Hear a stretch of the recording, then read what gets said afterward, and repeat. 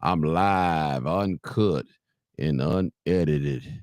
What's good? What's good? What's good? What's good? All right, just stepping on here for a little bit tonight and see what's going on. Testing the water, putting my feet in the water a little bit, open up the phone lines and all that wonderful stuff. I tell you, it's a blessing to be alive. It's definitely a blessing to be alive. I appreciate every last one of you that tune in and support this channel, that is subscribed to this channel. And we appreciate you. Don't let nobody tell you that we don't appreciate you. But I want to declare our goodness to this society, this blackness that we present to this society. Where would America be without us? What would basketball look like? What would football look like? What would Memorial Day look like? Come on, somebody talk to me. Somebody come and talk to me. This is your boy Martin G, a.k.a. The Crime Chase. I'm live, uncut, unedited, coming on late tonight. Late tonight. Real talk. All right. Baby Glock, we need to get together. Okay. All right. Chill Will Crew. Okay. I see you. Somebody said stop all this racism, period. Okay. That's right. One thing about it,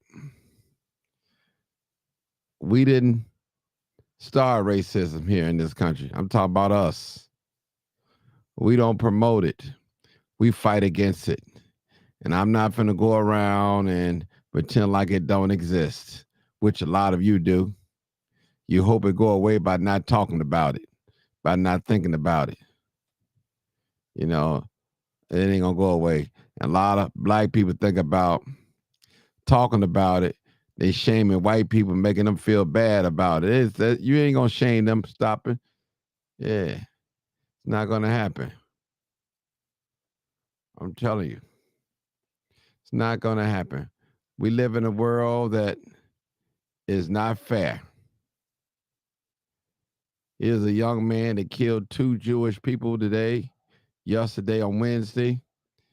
And he's from Chicago, and I'm very familiar seeing him around in the protests and all that. And you don't know what the people's mindset is. You really don't. You really don't know what the mindset of people are in this day and time. You don't know what nobody going through. We look at a man on 75th and Stony Island, and I guess the guy said something to his woman or asked him did they want weed, whatever. Guy jumped out of the car, pointed the gun, shot and killed him. People are sick in their minds. And I tell you it all the time. And people, I don't know what they think of me. They think I'm entertainment or something. I tell people, there are people out here right now got a brand new pistol, a used pistol, and they need somebody to test it out on. But in order to justify shooting another person, they need a reaction, a negative reaction. They need an argument. They need a social media beef. They need a staring contest so they can pull their gun out and shoot. Kanika, what's going on? I see you, Miss Kanika. I see you, I see you, I see you. Bad boy Glock, I see you. I see you, Deborah Singleton, I see you. I see you, I see you. Chill Will, I see you, still see you. So, listen. America. This is the place that I was born and raised. And basically, this is just about all I ever know here. Now, I've read about other countries. I've been out of the country one time and seen how different countries operate. And I feel it. I feel it. You know, you know. So it is what it is, people. It is what it is. Okay. So come on in. We could never, we could never, we could never. Come on in. We're going to talk about our topic tonight. We could never be. We could never be. And y'all know what I'm talking about. We could never be. Raven Harris, what's going on? I see you. I appreciate you. Keenan Nicole, what's going on? Thank you guys for hanging out with me late tonight. I appreciate you. I appreciate you. I really do. Thank you, Twitter X, for coming on. Facebook, Martin G. Johnson page. I appreciate you. Thank you so much for coming in and being with me tonight. This is real tonight. This is no play. If you looking to be entertained, this is not the spot for you. If you're looking for a crime scene, this is not the place for you tonight. If you're looking to learn some truth and hearing truth speak to power, this is the place that you ought to be. Take you some notes, okay? Yeah, that's right. That's right. Never got arrested. Work hard, play later. And that is so correct. Come on in. Come on in. I need you guys to subscribe to my Facebook page, subscribe to my YouTube page, hit the like and share button. I got to keep educating you guys. I need it. Succeeding to. All right. All right. I appreciate you. All right. All right. Come on in. Come on in. This is live, uncut, unedited. And I'm so glad that you guys are here tonight. And I appreciate you. I really do. It's not about me financing nobody out of no money or none of that. And I'm saying I lost my car. My car got towed up. I don't have no script for you. No script. Only script I got is to come on here and talk and listen and learn some. Lisa, what's up, Lisa? I see you. I see you. The Mac Morning Show. What's up, Brother Mac? I see you. I see you, Brother Mac. I called you, Brother Mac. I called you. I called you. Yeah, I tell you, God is good. It's my brother Mac. Brother Mac is that's a good brother. People go follow him on social media. He's on he on right there, right there. Follow him on YouTube, right there, people. Go subscribe to his page. Show that brother some love. Send a donation to him. I'm asking a donation for somebody else before I'm asking for myself. Send a donation to that brother. It's a good brother. He down Mississippi. He keep us connected. He keep us connected, people. He keep us connected. Appreciate him. God is great. I tell you. Vicky, what's up, Vicky? I see you, Vicky. I see you. I see you. And it's so wonderful to see you guys come on here late night. I know you guys have to work and you got husbands and you got wives and you just come on here and see what Martin G. Johnson got to say. But I'm looking for some callers tonight. We could never be what? We could never be what, people? We could never be what? I tell you, we could never be. Man, listen. If you get rid of all the black people in America, what would America look like? And not only get rid of us, you take all our inventions, all our ideas, the ones that's stolen. Thank you, Bridget Marie. I appreciate you.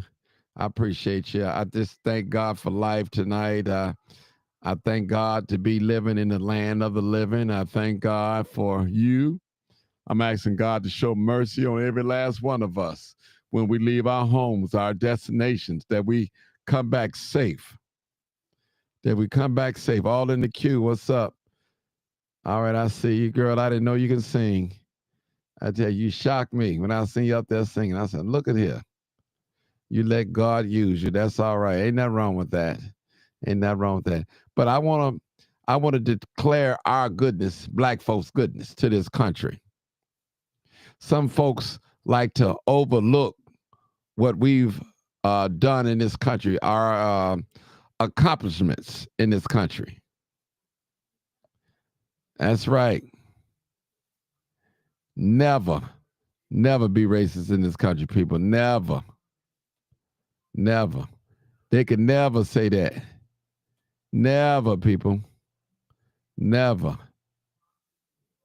All right, people. Y'all go follow All in Q2 as well. She another bring the facts. She bring the facts. She ain't just chasing your money. I tell you, she's not just chasing your money. Nick. All right. I'm ready tonight. I'm ready to get started. I'm ready to get this show on the road. And thank God for all of you. All of you. It's always a pleasure to see you guys come on my live. Always. Angela, you're right. You said you could never get rid of black. It's dominant. I agree with you. Fly Boys 305. All right, I see you. I see you. I see you. I see you. Mr. Adam, what's going on, bro? No, I'm not being messy. You know, everybody know I'm not messy. I'm straight up and down. Listen, what you see is what it is. I'm not messy. And Brenda, what's up, Brenda? What's up, Brenda? I see you. Brenda Clark's Dobbs. All right, let's get started. We finna open up the phones lines, 872-299-0808, 872-299-0808. All right, got some on my mind. I'm sorry. Y'all let me tell me now, and then I'm a mouth. 872-299-0808. Come on in, people. Come on in and talk to your boy Martin G tonight. It is live, uncut, unedited. Our greatness is always. Martin will meet you in the street to talk real talk. I sure will. That's how I am, people. Listen, ain't nothing fake about me. I tell you, nothing fake about me. This is real. I'm telling you, hit that like button. Those of you that on YouTube, hit the like button. Even if you don't stay for the whole live, and I understand it's late, come on in and hit that like button. Hit the share button. Do that. Yeah, do that, man. Some of y'all be so hating. Y'all got the hate. Stop. Loosen up. Get that hate out your bone. Get the hate out your bone, man. Get the hate out your bone. Please. Yeah, get the hate out your bone, people. Please do that. Get it out your bone. Yeah, get it out your bone. Yeah. That haterism in your bone. Yeah, get it out. I'm looking for some callers, 872-297-6389. Come on in, people. Come on in. Y'all know what it is. Y'all know what it is, man. You know what it is. We live, uncut. That's what it is. You already know what it is. Live, uncut, unedited. Tell the truth. And what? And shame the devil. We just I love being black. Come on, and we could never be what it is that people. I need y'all to finish it off. That's right. It don't cost nothing for thumbs up. All right. Come on in, people. Come on in. Come on in. Come on in. Come on in. Come on in. We could never be. White folks could never say black people are racist. Never they could say that. Never. They can't say it. If they said they would lie. They lying. They never could say we are racist. I'm telling you. We ain't listen. One thing I like about this generation, they not like the 50s and 60s. You hit them, they hitting back. You ain't gonna just hit these young folks. These young folks fighting back. They are fighting back. I'll tell you. How you gonna tell a man and a woman how to defend themselves when you put your hand on them? Come on now. Can't do it. Some folks think they're entitled to tell us what to do and where to go and how we should feel. Listen, black people, don't y'all understand? I hate somebody said, what's the topic? We could never be. We could never be what? Yeah, that's it. That's the title. We could never be. What black folks could never be. Come on now. Come on, talk to me. I appreciate you. This live, uncut, unedited, tell the truth, shame the devil. Some folks, everybody got a breaking point. Everybody has a breaking point. A breaking point. Barbara, what's up, Barbara? What's going on?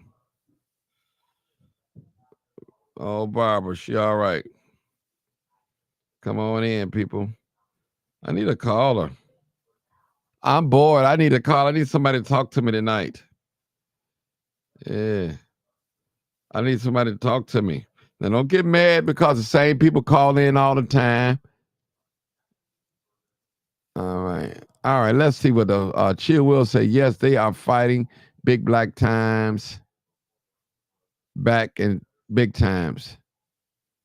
It's a new time and new dime in these streets. Real talk. Vince, what's up, man? DJ Vince, they are constantly policing us. Of course, they call themselves with these little laws and all that curfews they put out there. They ain't doing nothing but call themselves trying to check us. That's all what that is, trying to check us, check our behavior, watching us. And y'all, if y'all notice on my Facebook page, I've been putting a lot of white faces up committing crime. That's right, Miss Williams. We can never be race. Never. Never. Never, never, never, never, never, never. I'll tell you. Yeah, never. Never. I appreciate you guys. And some of you guys that I see in the street, I appreciate you, walking up to me, speaking to me. I appreciate you. Thank you so much. I appreciate you. I appreciate you. All right. Come on in, people. Let's talk. We got we had a situation on Wednesday, where a Palestinian killed 2 Jewish people. And I happen to really know of him. I don't know him personally, but he had been in protests with us. And man, I didn't ever think this guy would do something like that, but you don't know the mindset of different people. I'll talk about that in a whole live by itself and all that. So I appreciate it. Where are all my people at? Okay, whenever, let me know. Let me know. All right. All right, let me know. All right, we are the products of our ancestors. I feel their strength. Mm-hmm. Lewis, oh yeah, back on the scene, brother. Back on the scene for a little bit. Back on the scene. Back on the scene. Thank God for mercy. Come on in, y'all. We need some as our ancestors. Our race is one of the most powerful, loving, and kind people ever. Welcome whoever, but we will stay focused. That is correct. Mr. Roosevelt, how you doing, Mr. Roosevelt? We are chosen people of God. Yes, we are chosen people of God. Yes, we are. Uh-huh. Y'all go follow Mr. Roosevelt. Roosevelt sounds off. Go subscribe to his page. Jewel Smith. Hey, Jewel. I put up the picture of us, me, you, and your granddaughter. So I hope you guys seen it. I put it up the next day, I think. What was the young white folk? He killed, what I was talking about, 2 white people got killed, Jewish people got killed in Washington, D.C. And I knew the killer. Well, I know of the killer. I don't know him personally. I've seen him in the protests and stuff like that. And some people would die for what they believe in. You got some people, they not playing. They would die for what they believe in. And if black people, we get like that, man, it'd be a different world for us here, boy, in America. I'm telling you, all they got to do is give us a few dollars and we'll go away, go buy some material things and think all our problems will be gone. I don't know, for some reason. Okay, let's see what Roosevelt said. Roosevelt says, but he was not Arab in the book of for Palestine, but he was Latinos, some people. Yeah.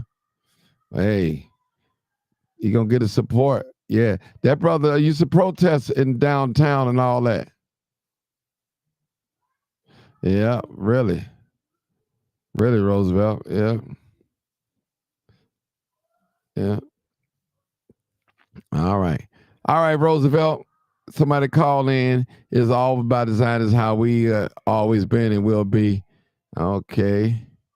Jatona Smith. Hey, how you doing? I see you. I'm ready to get this show on, y'all. Come on, help me. Come on, help me. And y'all, once I start talking, that phone gonna ring. I guarantee you, once I start getting to my zone, it's gonna ring. Well, let me just make this bold statement. Black people here in America could never be racist. Never be racist. We could never be racist. Never be racist. Never. Let's get that clear. Let's get that clear. Dr. Sanders, Katrina Sanders, I see you. I see you. I see you. Say you up. Okay. I see you. I see you.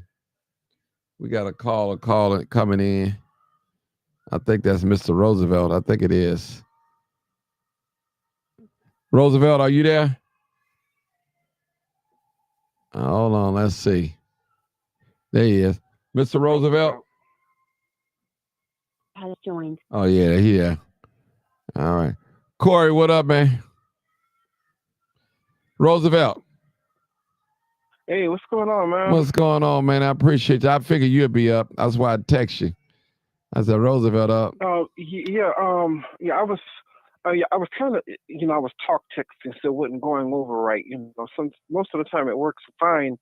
But, sometimes whenever you talk text, especially since I had the TV on at the same time, right? It has a mind of its own, so it's picking up certain things you were saying. But I was trying to say that, they're saying that he was not Palestinian, that he was Latino. Okay. But it's like what you said too, that no matter, what you call yourself, if you have a cause or fighting for a cause, even if you're fighting for a cause for a certain a certain amount of people or a certain different type of people, maybe other than you.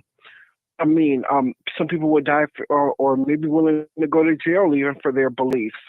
Because I've marched in pro-Palestinian rallies and all this other kind of stuff before.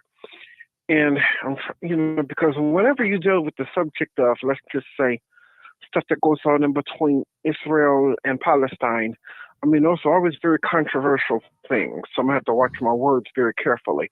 But whenever people of the other class are, unalived, everyone always makes such a big deal about it, if you're catching my drift. Mm-hmm. Because I don't think that the government, the FBI, all of this, we'd be making a big deal of it if it were like me or you, who got, unalived. Mm-hmm. But yet all because it's this particular type of couple was unalived by somebody who was against, the government or the powers that be over there because of certain things that they have done to a certain people over there. Mm-hmm. All of a sudden, it's like everybody makes a big deal of it. That I do not understand. And I wish somebody, I would, even on my show, if I could find one, it's just so hard to find one. But if I could find one who's open to talking, I would get someone, let's just say, of the Israeli class to ask them why that is and what is going on over there and why it's such a conflict and everything. And because, it seems like they have way much more power than me and you. They have way more power even than me, let's just say, as a disabled person. If somebody does something to one of them, it's like people make a big deal of it. Something happened to me, I just have to walk around just feeling scared and unsafe because I don't have that kind of protection. Neither do you. Mm-hmm. So I don't understand it, sometimes. You think it's probably classism, a certain level of class. Because in this country, man, a lot of people don't care for our complexion, Roosevelt. Even some of us that is our complexion don't even care for it. They don't think nothing good from it. You have some people believe that we can't be businessmen, we can't do things right, we lazy, we don't want to work and all. They have taken up this behavior and they don't want to shop. They don't want to patronize our businesses at all. I remember when I first came out with the crime chase and doing all that, I was all types of names. But when the white people jumped on board and started speaking well of it and bringing news and all that, and oh man, now people are like, oh, I grew up with Martin. I've been knowing Martin for all his life. I remember him from Cottage Grove and I used to talk to him. But before then, I was all these types of names. You know, all these types of names, Roosevelt. Yeah, You from know, black people. yeah. And the thing is, a whole lot of black people, who, a couple of who shall remain nameless, of course, who hated on you at first and still started doing what you were doing and Yeah, start to copy you. yeah, man, so many One people. idiot who shall definitely remain nameless begin to take on your name, part Yeah, of it. yes. Just for clout, that's all. But you know, his world is caving in. You see it all the time. This world is caving in. That's how it is, man. See, you got to build. The scripture said, except the Lord build the house, they that labor in vain. So if the house is not built right, it ain't gonna stand. Period. It's just not gonna stand. That's how life is. It's almost like somebody died and leaving you an inheritance, and you go out there and blow it. Don't want to blow it, lose a house, lose a business, opposed to you going out there and sweating, sacrificing, working 10 and 12 hours a day, and you go buy a house or you build a business. You appreciate it more when you got sweat in it. And I'm not against people leaving their children material things and all that. I'm not against that at all. I'm not speaking against that. But I'm saying when you work hard to build things and sacrifice things, you appreciate it more. You appreciate it more. And that's Hmm. what I'm talking about, Mr. Roosevelt. I appreciate Hmm. what I'm doing, and I'm the best version that you can get of what I'm doing because I am the blueprint. I started it, and I am a master of it. I was just thinking about last month. I think I did 100,000 views. This month I did 200 some thousand views on one video. 200 some 100,000 people never had hit that. Never. I'm talking about this is pure footage. I So never even hit that. I right. mean, So you're doing better on YouTube than I ever have done. yeah. And the worst part is, I've been on YouTube far longer, and you got far much many subscribers. You got far much more many views. All of that. I don't even hardly know how to get there. But look at you. You did it. You got there, even ahead of me, someone like me. Mm. But I'm not hating on nobody. I'm not even jealous or nothing. I mean, congratulations to you, and good for you for having done it. Mm-hmm. It's by God's grace, brother. I take no credit for that. I'm still growing on YouTube. I'm not where I want to be here on YouTube, where I want to be. So I haven't reached my point yet, but I'm still working on YouTube. YouTube is something. You just got to work hard at it, man. And it's a little stroke. It's a system that you got to put down and learn how to operate. Because some folks they'll get on here, they'll follow you, but they would never like your video. They would never share it. They don't show no support or none of that. So that's how some That's people what I get it. get even on my Yeah, side. yeah, On my channel and everything, I get a few views maybe per video. And even though I say try to like the video, because liking the video, many people don't know that helps to spread the video through the YouTube algorithm, so it can be recommended by YouTube. Many people, and it's free to do. It's not like I'm asking for no money or nothing right. like that. People won't even do that much. I mean, so sometimes it can also be, you trying to put out hard hitting content and stuff, trying to make points you know, and even drop some jewels and everything out here. But yet people act like they don't appreciate it or something. They can't even do something that's even free just to give a video a like. Sometimes it can just be so discouraging. Yeah. And you know what? At least on my end. I don't know Yeah, about you. sometimes I get discouraged too. I'm not gonna lie to you, but I keep pushing and I think about the message. I think about the people that listen to me faithfully, that love and share the video, like the video, and some people text me and call me, "Are you going on live tonight?" Or I've been missing you. Are you okay? And it makes me feel good. Sometimes I be Oh yeah, I've done tired. that a couple of Yeah, times. I be tired. Yeah, I be tired in my body, and because I got a lot going on around me. It's not just more than just going live, and I love on people hard. I want to see us be great here in this country, and we are great, but in mass numbers. In mass numbers, a lot of us, Hmm. we still sleep, and we don't know what's going on around, and we're not aware. You know what? The worstest thing that I've encountered is a person that is not aware, don't know anything, don't read anything. you know and that's some folks, young people, believe that they don't have to listen to the older people, and the older people believe that they don't have to listen to the younger people. Well, I know one thing: the scripture says that he called the young because they're strong, and he called the old men for counsel. you know so they Hmm. complement each other. And as long as we got the black woman and the black man at each other's throat, we could never be successful, because we need each other. We definitely need each other, man. Right now, there's a war against black women. Black women are losing their jobs, man. And I was reading some statistics, and it's not looking good for black women. Black women are on a decline. They're being evicted from their homes and their apartments, and losing their homes, and they're losing their Now that part jobs. I didn't know. Yeah. Oh, yeah. I've been reading the numbers. I've been listening, watching, man. They're on attack. They are being attacked, man, and by our enemy. Look at all these women in positions of power being attacked.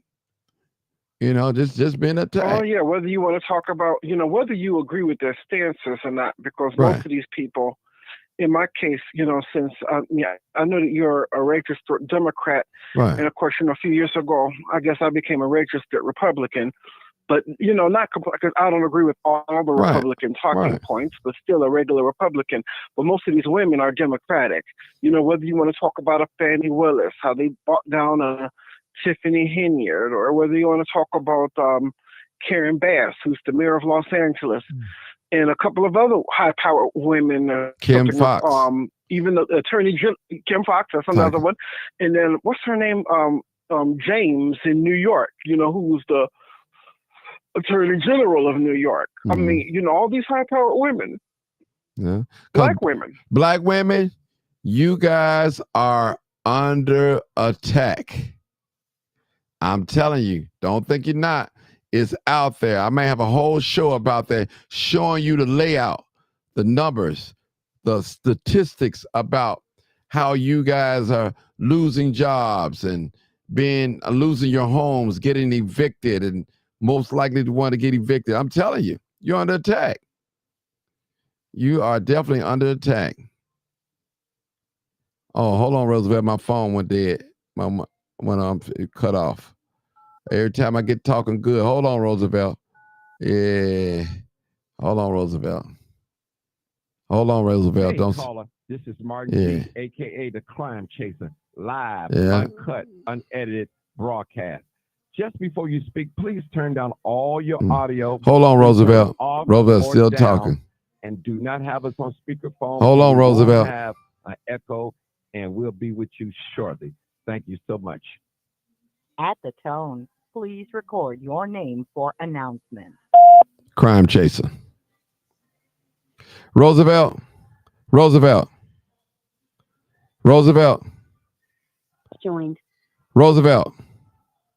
Yeah, I'm here. Ain't going Yeah, nowhere. yeah, okay, good. Okay. So Roosevelt, in your studies, maybe you could do a show. We can collab together, do a show on the women, showing it's a decline. That would be nice Yeah, because yeah. I didn't even know they had. I didn't even know that information. Oh yeah, man. They Like get you just said, I know it's been some higher powered people, especially Democrats, who were under attack. But I didn't know it went like that deep to where, people are being or women, black women are being evicted from their homes or, losing their cars or being evicted from their apartments. That kind of thing. I never knew it was as bad as what you just said. Yeah. Let me read a little bit of here on it says April's Yeah. employment data reveals disproportionate disproportionate impact on Black women. Despite an overall national unemployment rate holding steady at 4.2%, Black women experienced a loss of 106,000 jobs, highlighting systematic challenges in the labor market. And you hear that? It said in April Mm-hmm. 2025, Black women experienced a significant setback in the U.S. labor market, losing 106,000 jobs. This, according to the most recent job report released by the Bureau of Labor Statistics, pushed their unemployment rate up to 6.1% and 5.1% in March. This decline occurred despite the overall national unemployment rate remaining at 4.2%, signaling a troubled disparity. The net job loss among Black women starkly contrasts with the broader economy, which added 175,000 jobs in the same period. The job losses among Black women are very noticeably higher compared often demographic groups, highlighted systematic barriers that persist in labor market. Economists have pointed to several contributing facts. One significant element is that reduction in federal jobs, historically providing stable employment opportunities for Black women. Additionally, the recent rollback of diversity, equity, and inclusion, that's the DEI, initiative in major industry has led to decreased support and advancement opportunities for Black women in the workplace. So it's deep. It's deep, people. I'm telling you, it's getting deep. It is deep. And you got to remember, women are the most enrolled in college. And so if that's the case, most of the women probably in debt too to their education, a lot of education. So there's a lot going on, brother. Mm. It's a lot going on. And let me get another false statistic. Women are not more. Women do not make more than men. Period. So I want to get that out there. And this is not a gender thing tonight. We're not into a gender thing, but this is a war going on. And while we fighting each other, and then while it's right, not a gender right, thing or male supremacy thing. Right. While we fighting each other, this is what's happening. And you know, and I know, Roosevelt, most Black women, those that are single, are the primary parents in the home, custodian parent, the breadwinner, in a sense. You know that, and I know that. So I know plenty.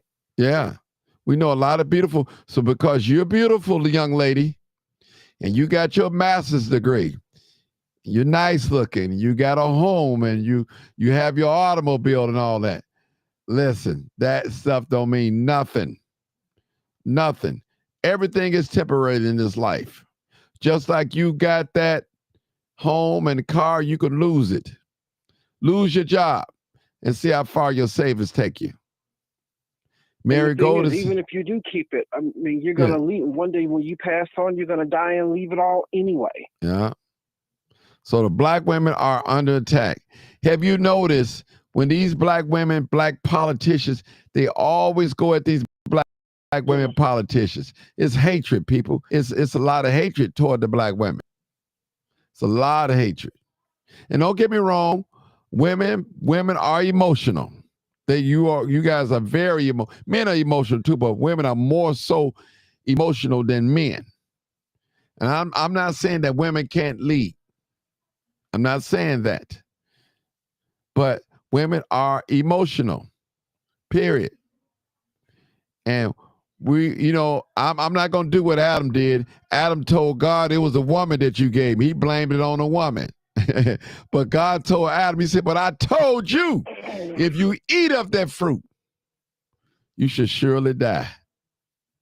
See, the But he's the man Bible's, in the Bible is the one who had the instruction, not the yeah, woman. yeah.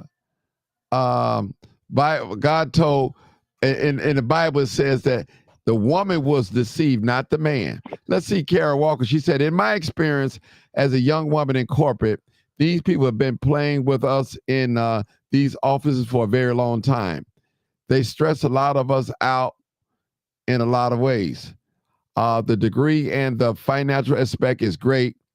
And the downside is that it uses, let me make sure I get it right because I can't see everything. So the downside of it is usually gets used as well. If you're a woman and you don't have a partner in your life with your family and your children, this corporate world will chew you up. That's Kara Walker.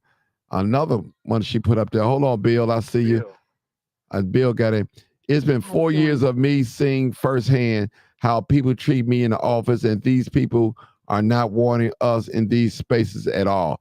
That is correct. All right, He Mr. agrees with you. All right. Carrie, happy belated birthday. The war has been waged against us by some black men. We see it online every day. Now, let me just say this, Carrie. Now, let me just say this. It's not that black men are warring against you. Black men don't have control over that woman. Every other race, every other ethnicity have control over their woman. You don't hear no other race and get up and say, a Mexican woman, say, I'm a strong black woman. You know, when races do things, they do things together. Black race, we the only race when we do things separate. The black woman, empower the black woman, empower the black woman. You should say empower the black race. Jewish, they don't separate themselves from the woman and the man. And I'm going to tell you, and I'm going to say this, Carrie, and I'm not making this a gender war. When Kevin Samuels died, it was a lot of women on here was celebrating that man's death. When, what is that lady, what's her name, Democratic lady tried to run for president. When she lost. Kamala Harris. Kamala, I hope I'm pronouncing that correct. When she lost, a lot of black women was like, hey, I'm not going to take up for the black man. If police start killing y'all, we're not going to be on the front lines. And these are women publicly saying this. Go ahead, Bill. That's what they said. They said they're going to withhold sex from us and all of that. Hey, Bill. Hey, Roosevelt. Hey, Mark. Go ahead. Hey, I think I agree a lot with Roosevelt about these women supposedly being under attack. We have been under attack for I don't know how long, and for them to come out the way they have in droves, and I've listened to a lot, and then I of women that give their testimony, and from each one of them, for the most part, I see Kamala Harris butthurt supporters. That's what I end up getting almost every time. Then, not to discredit these black women that's saying they're losing, and anybody could put up any kind of stat. We can't prove them. We see the media and legacy media and different sources give disinformation all the time, purposely, for whatever reason that they want. And I look at the people surrounding me, the women surrounding me. Of course, over the years, women, black women in particular, should I say, might have to work a little harder or whatever. But I haven't seen very many women within my family, friends, that saying they're suffering from layoffs right now. These are people that's on the internet, and for the most part, I'm not absolute, that they work for the federal government. Now, here's the thing that you just can't tell me no anything. If you work for the federal government, most of those jobs pay 70, 80, and $100,000 easy, and is from this this president. And I'm not covering up for him. I'm just dealing with what's real, because he, the Democratic Party and the Republican, I done said it 1,000 times, I won. But if you've been making 70, 80, $100,000 for the last couple years, and now that this man is in the office for 3 months, and you out of your house, something ain't right. I know things could be hard and people can lose things, but in droves, the places I go, I haven't seen the same women that I see at different businesses. They're still there. They're still there at the stores, at the warehouses, on the phone. They still there. So, you said something, Martin, that make a lot of sense. Our women don't stand behind us, and they will do almost anything to keep the power that they have, to the point of disowning us, kicking us to the curb or whatever. Like you said, don't know other race of people.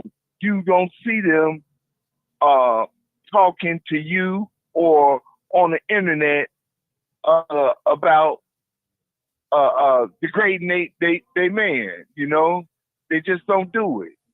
Mm-hmm. Even if it is happening, and that says a lot. Mm-hmm. I think a lot of them are better. You get around a lot. You go to different places, restaurants. You all over Chicago and the surrounding area. And if you think about it and look at it, them same women that you see are still at work. Mm. Okay. All right. Roosevelt? Yeah, I mean, but I mean, if this is going on, I mean, it's just bad that it's happening, everything like that. Mm-hmm. But like I said, that we were under attack for a while. And I feel that sometimes us as black men, I feel that sometimes we're under attack more than anything. And like you said, we're the only group of people and the only race of people, or only demographic, who's sometimes under attack by our own women. I mean, especially over something, like you said, the election or the of Kamala Harris, or because they blame us for her losing. When I don't think that it's up to black men or anything like that. I think that it has to do maybe with like other things, because we're not the only people who are voting. There's other people who are voting too. So how can everybody just put all of that just on us? Period, like it's all our fault or something like that. But why not blame white people or white men or Latin men and everything? Why have to be us? But see, for a woman to go on social media and say, celebrate another black man that died, whether you agree with him or not, Kevin Samuels, then you go on social media when the president, a female black president, I give her black, she says she's black or mixed, whatever she is, and she's not black. Yeah, okay, well, whatever, we can argue that, but she loses. Then for women to get on there and make statuses, they're not going to support the black man if the police kill him down, shoot him down, and all. I mean, you don't hear black men say stuff like that. That's some terrible things to say about a brother. That's some terrible things to say. We don't get down like that. We shouldn't do that. And don't get mad because you made a bad choice. You chose a partner that didn't turn out to be so great. That's on you. That's your fault. You chose to have a child. All of us are poopies and ray-rays and stuff. So you can't get mad because you married a butt kicker or a thug, or you had a baby by a thug, you didn't know no better. Hey, it happens to the best of us. It happens. It happens. You just learn from your You mistakes. learn from your mistakes. So what I'm saying, Martin, people. Yeah, go ahead, Bill. you are you 100% right. They're so ugly, man, and hateful the way they came out and drove and said those things and backed each other uh um um uh just in the name of black women empowerment and saying those things about a black man, but probably 50% of them got a son. That's crazy. All because a so-called black woman just didn't get elected and everything. First of all, like that. You And got so a black son. You yeah, got a hold son. on. One Yeah. thing, but listen. Let me just say this to the women. Not trying to get into a gender war over here on here with the black woman and all that. Listen, we living in a day and time, Mr. Bill and Mr. Roosevelt. You can't tell a whore from a straight woman. They both dressing alike now. You got to decipher. Now, Preach. I mean, I'm just keeping it real. Now, you It's want me true. to treat you like a wife, but you wearing a attire of a harlot or a whore. Now, when I stare at you and double take at you, you call me a pervert. Now, come on, you can't have it both ways. I always say good women don't dress like bad women, and bad women don't dress like good women. Period. There's no in between. You got to be either or. Either or.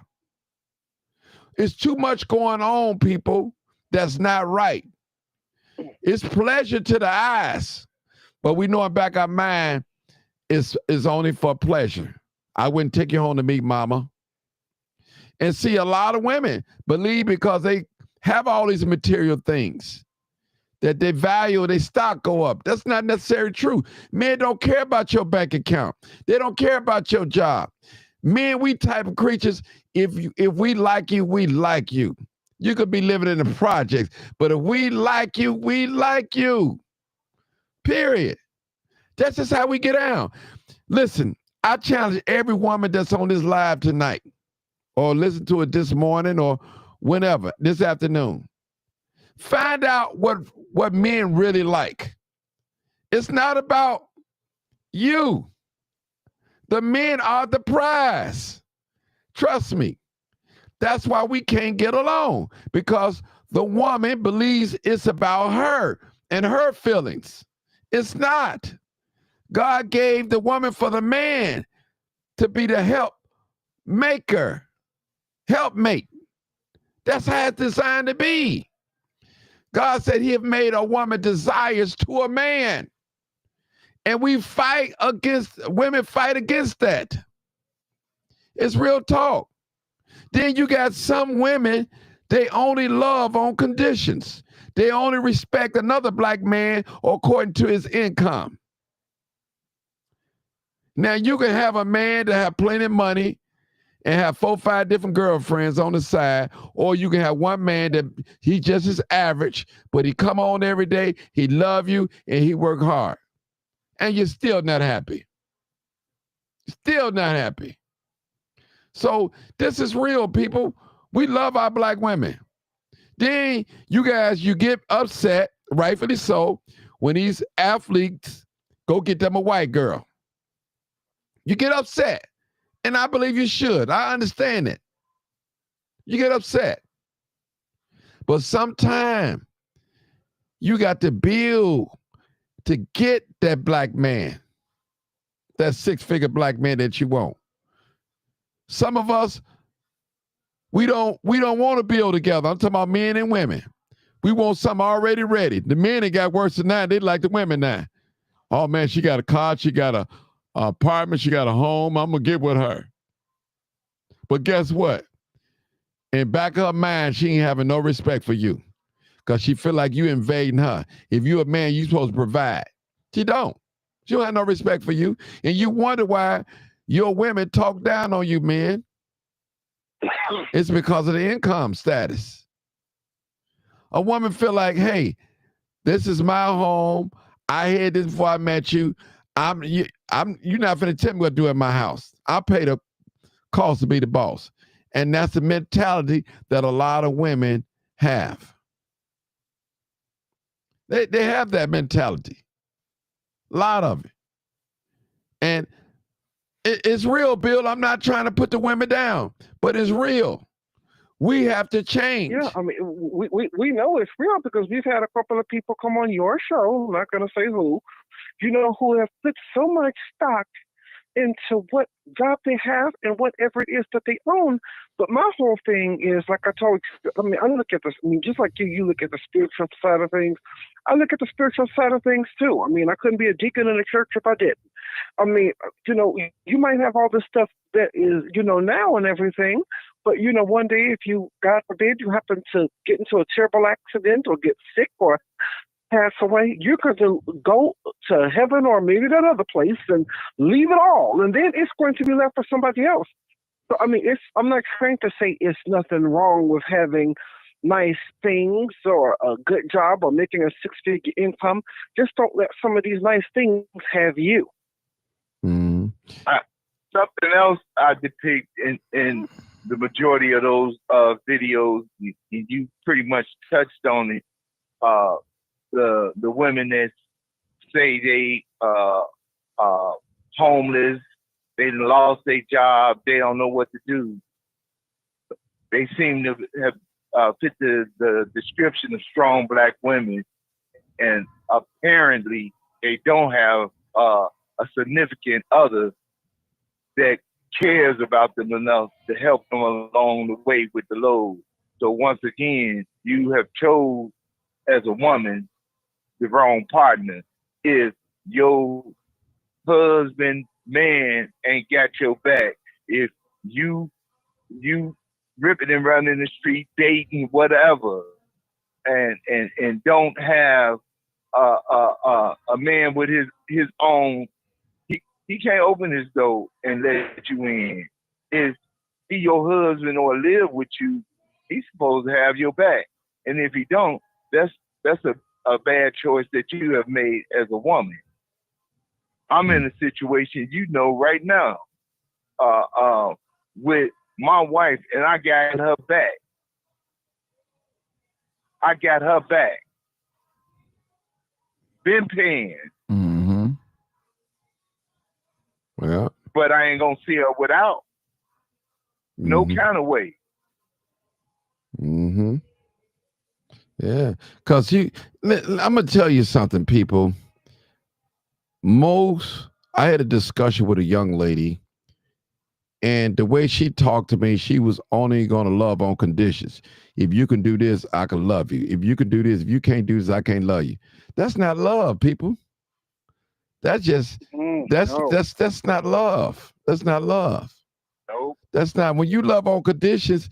If a man can't do this, he can't do for me. I ain't gonna. That's not love. That's not respect. I'll leave you right where you at. Yeah, there are so many women out here that are beautiful, but they go home to a dog, a cat, an animal, or something. They have nobody to enjoy that beautiful home with. Nobody enjoy that beautiful car and go on vacations. And you see a bunch of women going on ladies' nights out on these vacations. They patting each other on the booty. Where's the man at? Can your man pet you on your booty? So my ladies, don't take it personal. You have to learn what men like. Understand what men like. They tell you all the time. You don't need all that makeup. You don't need all that. I'm doing this for me. Okay.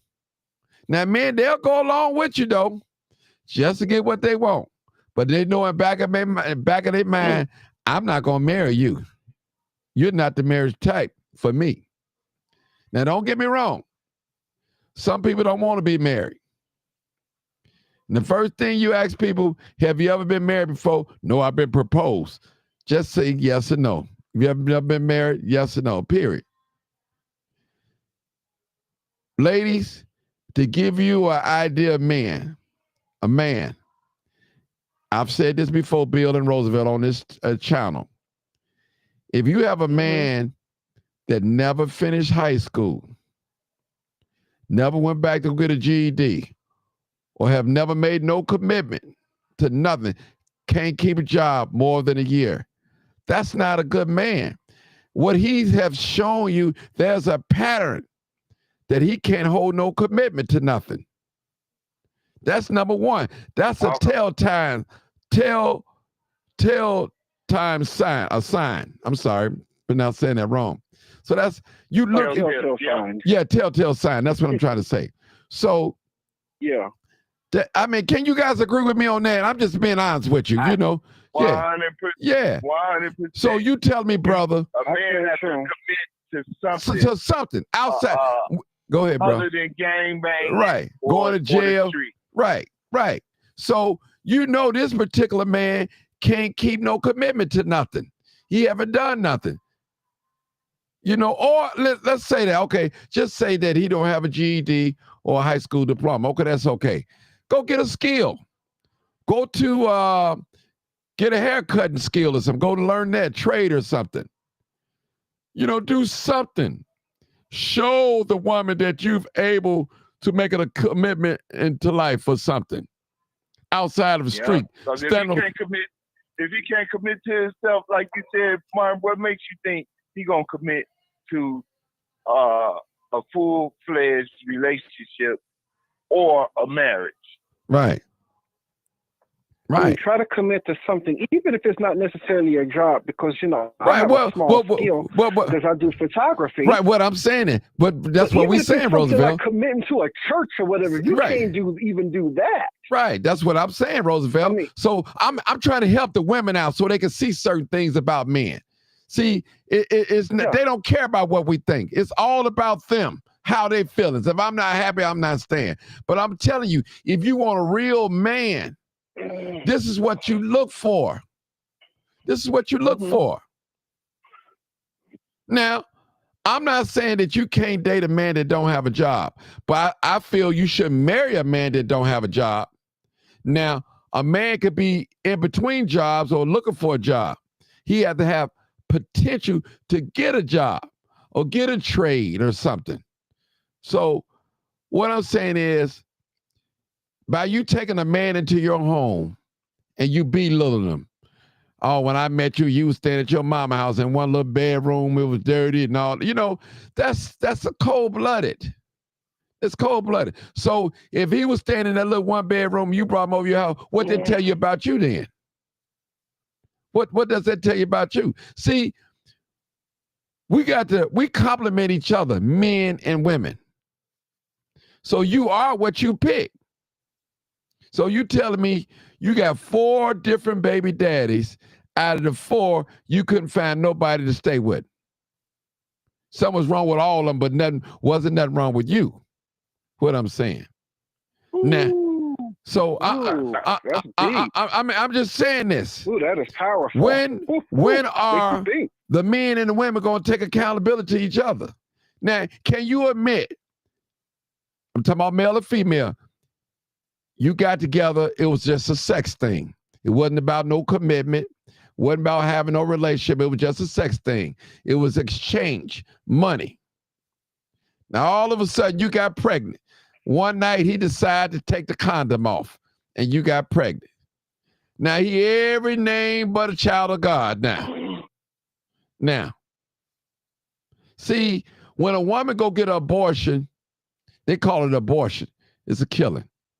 But when a man walk away from a woman that he got pregnant, they call him a deadbeat. See, that's how it is. That's how society makes things. It's a lot of unwanted pregnancy that's going on in the land between men and women because nobody sit down and talk about it. That condom, you said, well, Martin, I use a condom and it wasn't 100%. That can happen. That can happen. It can happen. Condoms do break. contraceptive shots sometimes always don't work. So I'm not just blaming the man, and I'm not just blaming the woman. So what about these secrets that you was sleeping with the neighbor's man and you got pregnant, and you tell your son, because you're embarrassed, you tell your son your father dead, or you won't tell him who is?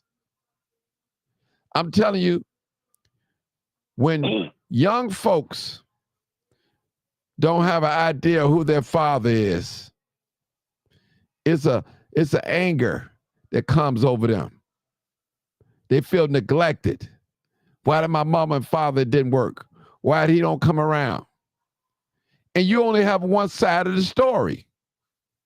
It's one side of the story. Now you go along, you having this attitude toward a man that you never met, don't know anything about, because your mother told you about.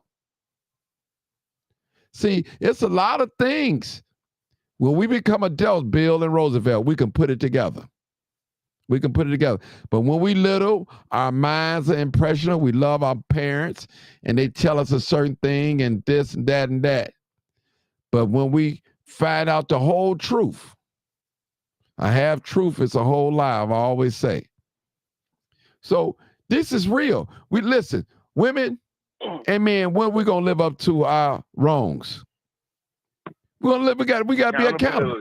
We have to be held accountable. We used to see on a Jerry Springer show, "You're not the father." Maury Porgis show, yeah. "You're not the father." You got this man, you know in your heart, deep down in your heart's heart, that this man is not the father of your child. Because he have the best job, and you think he probably would be the best person for your child, so you choose him. But you know in deep your heart that he's really not the father. Martin, what you said about a woman, that's the main thing she should be doing, and teaching her daughter about if a man ain't got a commitment. I as far as a job, that's great. I don't care if he work at KFC or General Motors or Ford, wherever. But it's got to be a commitment. If he ain't got a job, but he get up every 5 days a week at least to get out and go do whatever it is he do. I don't care if he's selling incense and socks, or you got your business. Roosevelt got his side hustle, the photography, but there's a commitment there. Now, a woman can't see a commitment in a negative area. And I've been the guy, so I ain't no hater in talking bad about a drug dealer, because I have been there for a larger portion of my life. But if you choose the drug dealer over a working class man, then expect for that man to be going in and out of jail, or possibly be taken away from you, period. We all have a choice, but we got to be accountable for our choice. We can't badmouth our women. That's bogus, because me and you, we choose the wrong women a lot of times. Mm-hmm. Oh yeah, definitely. But listen, that's worth gold. Yeah. Let me say this, Bill. I gave some solutions tonight. I told you what to look for in a man, especially when it comes to a commitment in life. I gave you a solution tonight. Gave you what to look for. Now, do you want what you want, or do you want what God wants you to have? That's the difference. And most of the time, we want what we want, but we don't want what God wants us to have. You know? And Bill just said it clearly. If you choose a drug dealer over a working man, decide to have a relationship, that's on you. You get the things that come with it. Most men that sell drugs have multiple women. I'm being honest with you. They have multiple women, especially these little weed sellers. These guys that sell weed, they always hitting on women. Hey, baby, anytime you need to smoke, you can smoke on me. Come and smoke one with me. Y'all know I'm telling the truth. Yeah. Don't act like you don't know I'm lying. Some of you out there, women, you can't sleep until you get high, smoke some weed. You can't eat. You don't get no appetite. Not all until you smoke some weed.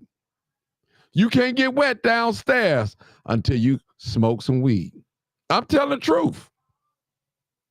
Now you put your body and yourself in a compromised position to sleep with a man that you don't even like, not even your type. Real talk. So I'm giving you some solutions. Watch yourself.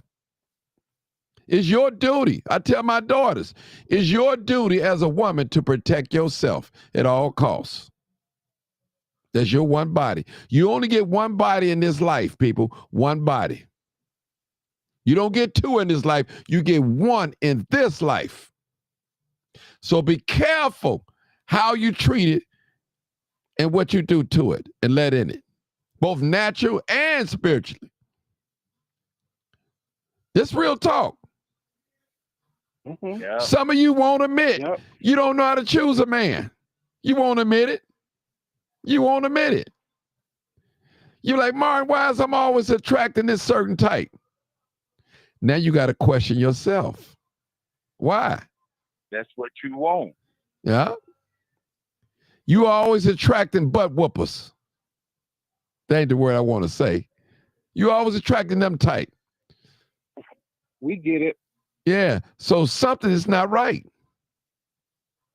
Here's a man, you always attracting pay-to-play women. Something not right. Something wrong with you. Then you try to turn a pay-to-play into a housewife. That ain't gonna work. One thing about a woman that sells sex, most women that sell sex would do business with anybody as long as you got that money. I got to tell the truth, shame the devil. Would do business with anybody if you got that money. Now, there's some exceptions to the rule, but I'm keeping it real with you. That nagging, calling every 10 minutes, picking up somebody's phone, going through it because he living in your house. You threaten if he don't get back here by 10, you're going to put all this stuff on the front porch in the alley, or you're going to go live on social media. Come on now, that's stress. That's stress. Busting windows. Busting windows, flattening tires. And let me say this to you. If you got a man, ladies, that call himself a hustler, and Bill, you know what I'm talking about, you've been there, a street hustler, and he come in and don't never have no money, you better watch that too. So you can't tell me you out there selling drugs or weed, whatever you selling, weed or coke or a boy, whatever, pills, whatever, and you never bring no money back home. You always broke. I believe you have become, you're a person of your own product. I'm telling you. Yep. And be careful of those type of men, ladies. You ain't the one for him. No. Another one to watch out for is that one that's shiny, that's always dapper. He got a commitment to being clean and his car being clean, but he ain't took you shopping. Yeah. His commitment is to him. Plus, Yeah. you got to watch this stuff with people who got side hustles. Because Martin, you warn people about this stuff all of the time. I mean, and you really do it, especially when it gets warmer. You always tell the young ladies that if you got a guy or something who does that and stuff, be careful about letting people like that even drive your car because one day you could be driving and he might have enemies out there or someone who he might have like maybe even sold bad drugs to or whatever, who think that it's him or something, end up shooting you up or something in your own car because they think that it's, him over you. You tell them all the time about parking in these cars or something. The guy won't invite you in the house. He'll only have you come over and sit in the car, in your car, in some of these kind of like bad neighborhoods and everything. You tell people this all the time because there's a whole lot that comes with that kind of person if you date that kind of person. I think a lot of times women make their choices on what they want, and that's cool. But when you didn't bump your head 3, 4, 5, 10 times, it's time to change up to another game and stop looking if he light skinned, if he cute, what he got. It don't matter what a man got if he ain't willing to share with you, or vice versa, you willing to share with him. If a man in your life 60 days and he ain't coming over to your house to make it comfortable for himself or more comfortable for you in any kind of small way, I don't care if it's he like a certain kind of sparkling drinking water. If he ain't trying to stock that there and only bringing one bottle, that means he don't plan on staying there for a matter of hours. When he start buying cases, that means he got intentions on being around.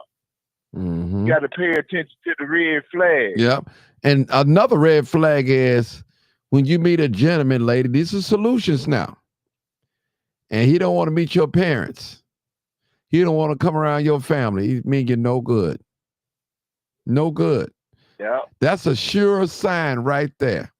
A sure sign that he's up to no good. He don't want to meet your parents.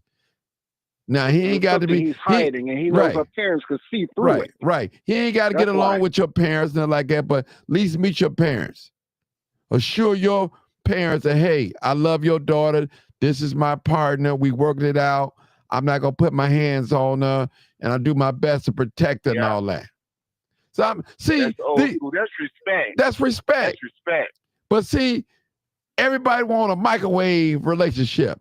See, when the honeymoon is over, when y'all tired of texting each other 10, 12 times a day, now when you used to his sex, he used to your sex. Now the attitudes come out. Now you find out that his feet stink. Now you find out he wasn't working at what he was telling you where he was working at. Now you find out that he didn't get the divorce. Now you find out that he told you he had 3 children. Now you got 10. Now, like Martin, I love him, but he lied to me. Now that's a choice that you got to live with or make a decision to go or stay. As again, I didn't put you together. I ain't gonna break you up. It's up to you. What you willing to put up with. Now, so I'm just telling these are solutions. These are what to look for. Now, Bill, you might agree with me, you might not. Every man have a hidden agenda in a sense. His agenda like, you know what? I'm gonna hang around her. I might marry her. That might be his hidden agenda. I'm gonna watch around, man, or I'm gonna get her pregnant. That might be his hidden agenda. So all hidden agendas is not bad. So I'm just telling you, ladies. Now, listen, me and Bill, we don't care how long your eyelashes are. We don't care how beautiful your nails look. That don't turn us on. Men, booty, buttocks, titties, complexion, hair, teeth, thighs, breasts. We don't care about no eyelids and no fingernails and all. That don't do nothing for us. That's nothing. Oh We even no. like Long nice eyelashes lips. are ugly. Yeah. But you tell a woman that, well, this is who I am. Listen, okay. Okay. Okay. But I'm just telling you what men like. That's what they like. Now, A some of lot of you times too, go Mark, ahead. you was saying about degrading a guy, man. A lot of time women mess it up for themselves from their attitude and talking down when like you said, you got him off his mama couch playing PlayStation, Mm-hmm. and he came over your house playing PlayStation. What do you expect? Mm-hmm.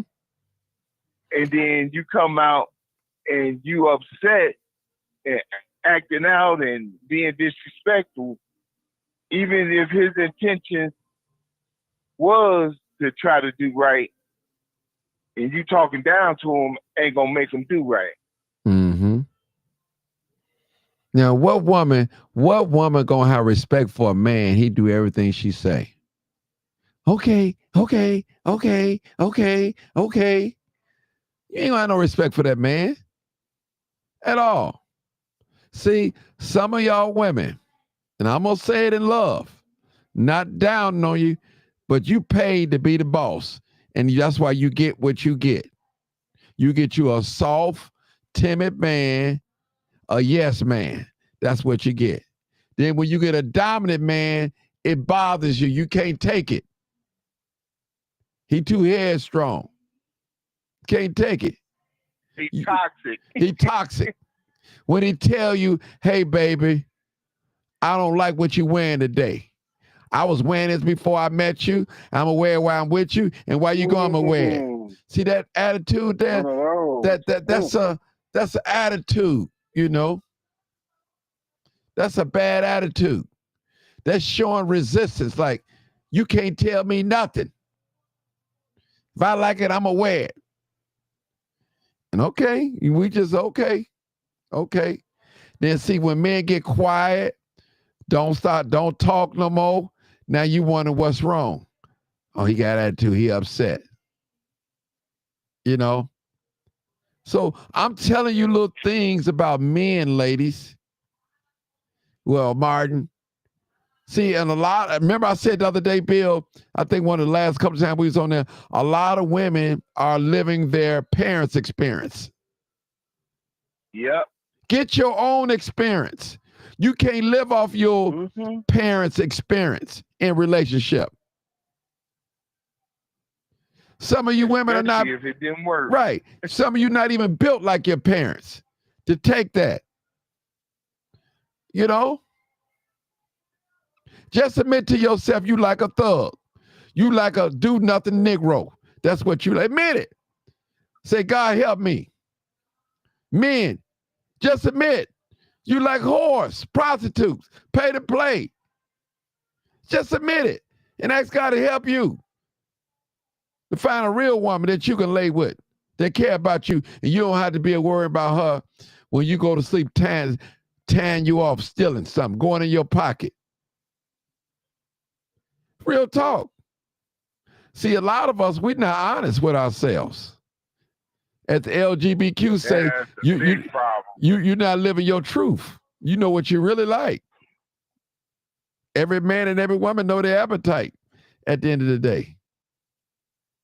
And a lot of us, Bill. You like thugs, try to get one that got a job. Please do. That look like a thug. Yeah. Yeah. Real. This real. So, ladies, I didn't mean for us to go this way, but since we on this subject, I just think about I should share some things to you. I'm a real man. And I'm just telling you what men expect. This is what we expect. Then you ask yourself. Then you wonder why. You got to ask yourself questions, ladies. Why do these black athletes, professional black men, $1 million men go to these white girls? You got to ask. Women. Yeah, you got to ask yourself that. Why do they do that? I really don't have all the answers for it because I don't want no white woman. But I'm just saying, why do they do that? And been raised by a black mother, but they want something white. You got to ask yourself that. That's something need to be investigated too, Bill. Yeah. Yeah. I think a lot of times it happens because it's something that they ain't not used to, something different, and it becomes a thing with them after so many times. I love Well, monsters. I believe it's also something economic because I mean, and Martin, one time you said it or two, and a whole lot of not only did you say it, I think a whole lot of black women, even on this show, have proved it. To where they call in or something, they say I only want a person with money and that kind of stuff.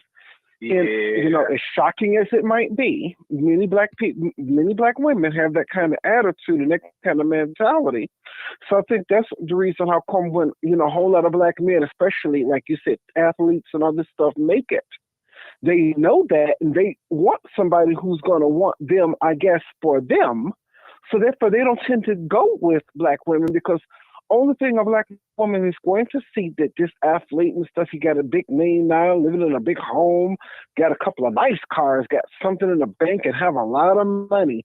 So it's going to be like a gold digging thing. While a white woman, or maybe some of them are gold diggers, but maybe more undercover or whatever. Yeah, I mean, don't say it. they don't tend to have that kind of mentality. But they don't That's be what it is. openly saying Yeah, it. they don't put it out there. They don't say it. Yeah, when you got somebody basically saying these things, I need 6 figures, 8 inches, this, that, and the other, and Oh, you really you, especially the money part. You saying you want me to be a sucker for you. Mm-hmm. I gotta pay you, and even though a man might not be selfish and might be the most giving person, I consider myself like that. Always have been. But if a woman prior, I wasn't nothing to nobody prior to my wife. But my commitment to her opened me up to be more sharing and giving, because I'm not gonna sit up and it's like, Martin, you a real man that's been around, you playing games. You think I'm a sucker. Mm-hmm. No. And they think it's cool to put to say these things and have a man on their side with saying and putting these stipulations. No, that's not a good look. And then when that's not cool. We got a caller, people. When they get that man. Oh yeah, we got a new caller. Okay. Yeah, we got a female caller. When they get that man, go ahead, Bill. Go ahead. Go ahead, Mike. Okay, we got a caller. Go ahead, Carrie. Go ahead, 6544. Go ahead, caller. Good morning, everybody. Good morning. Good morning. Good morning. I'm gonna try to be short because I gotta go to sleep. You ain't never short. Stop it. You ain't never short. Go ahead. Well, that's no because, sleep, Carrie. Yeah. Okay, look. First of all, let me say this. There were a couple of things, well, actually a few things I should say that you had a valid point on. Okay. First off, let me say this. What's going on in our community now with this Black gender war thing, the war has been waged on Black women. I want to say that it started during the 70s with the pimp culture or whatever. But what you all keep seeming to keep overlooking is we had a culture that came out in the late 80s, this phenomenon called gangster rap. And in this music, the women of these men, the race of these men, were bitches and hoes. We have a culture that made it okay to call black women this. So when you sit up and say things like, well, you don't see women of other races saying things about our men, if you have 30 plus years of this type of genre and this type of culture, which has evolved and morphed into other things that it's too much to get into. If you have 30 consistent years of that type of culture, what exactly did you all think was going to happen? I mean, and the fact that there's a lot of things that you all are oblivious to. There are a number of YouTube videos where you have black men sitting in the shadows while white women are dragging the hell out of black women. Now, this is like 10, 12 years ago. So now we as black women are sitting back and we're looking at all of this. And you all really don't think that we're supposed to say anything about it or address it, especially when we don't see enough of our men speaking out against that. You know, that's kind of selfish. And then to add on to what you just said, first of all, let me tell you this. The drug game, as we know it with the hustlers and everything, that's over with. Nope, it's not. It's still some It's not. remnants of it. It's not. It's That's not. over with.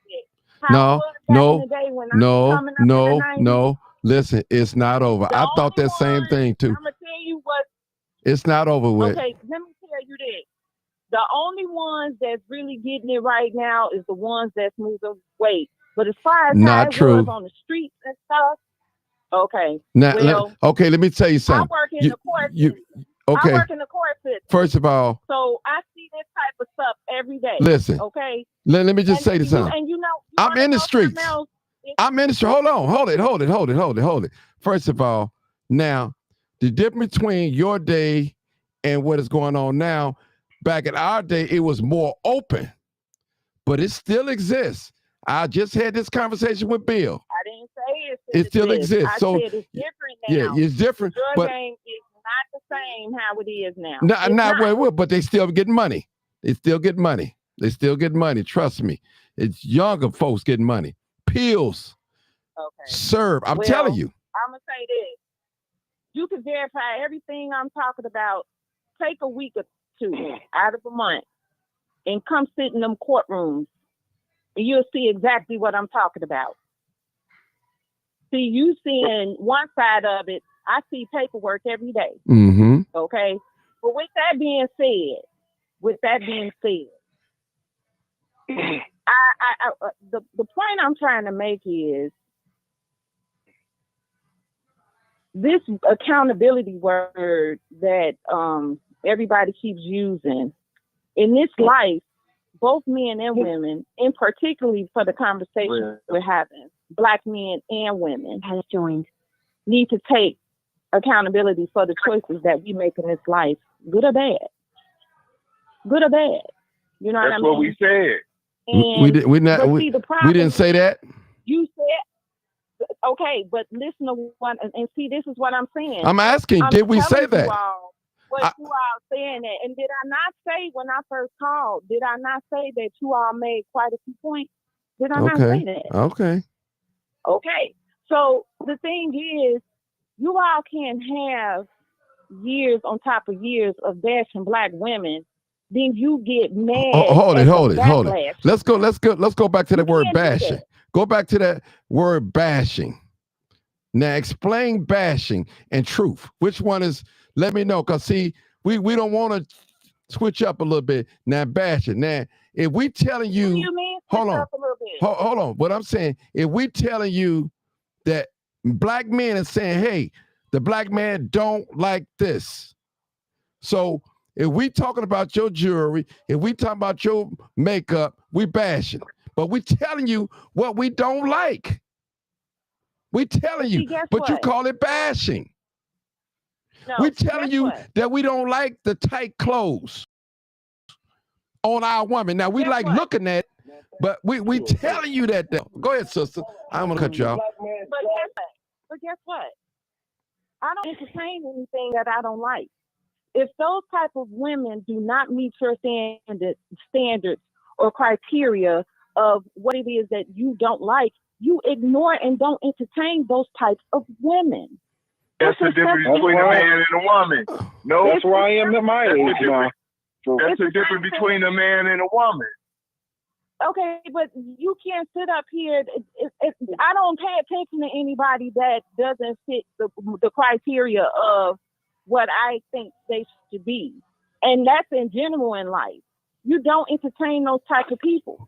That's just the bottom line. That's no different than white people study gunning for black people when all we trying to do is exist and live. Well, it's got to be something if you constantly trying to entertain people that you don't can like. I be honest with you? If they do not fit your, if they don't fit your bill, can I be honest how with you you? feel a woman should be. Can I be honest with Then you? don't entertain. Can I be honest with you? Can I be honest? That's all I want to ask. Can I be honest with you? Now you got some men only want to play in the playground. They don't want to take you home to meet mama. They don't want you even know their real name. They're going to give you their street name and they're going to kick you down with a few dollars and go on. Because guess what? They know you're not marriage material. You got too many babies.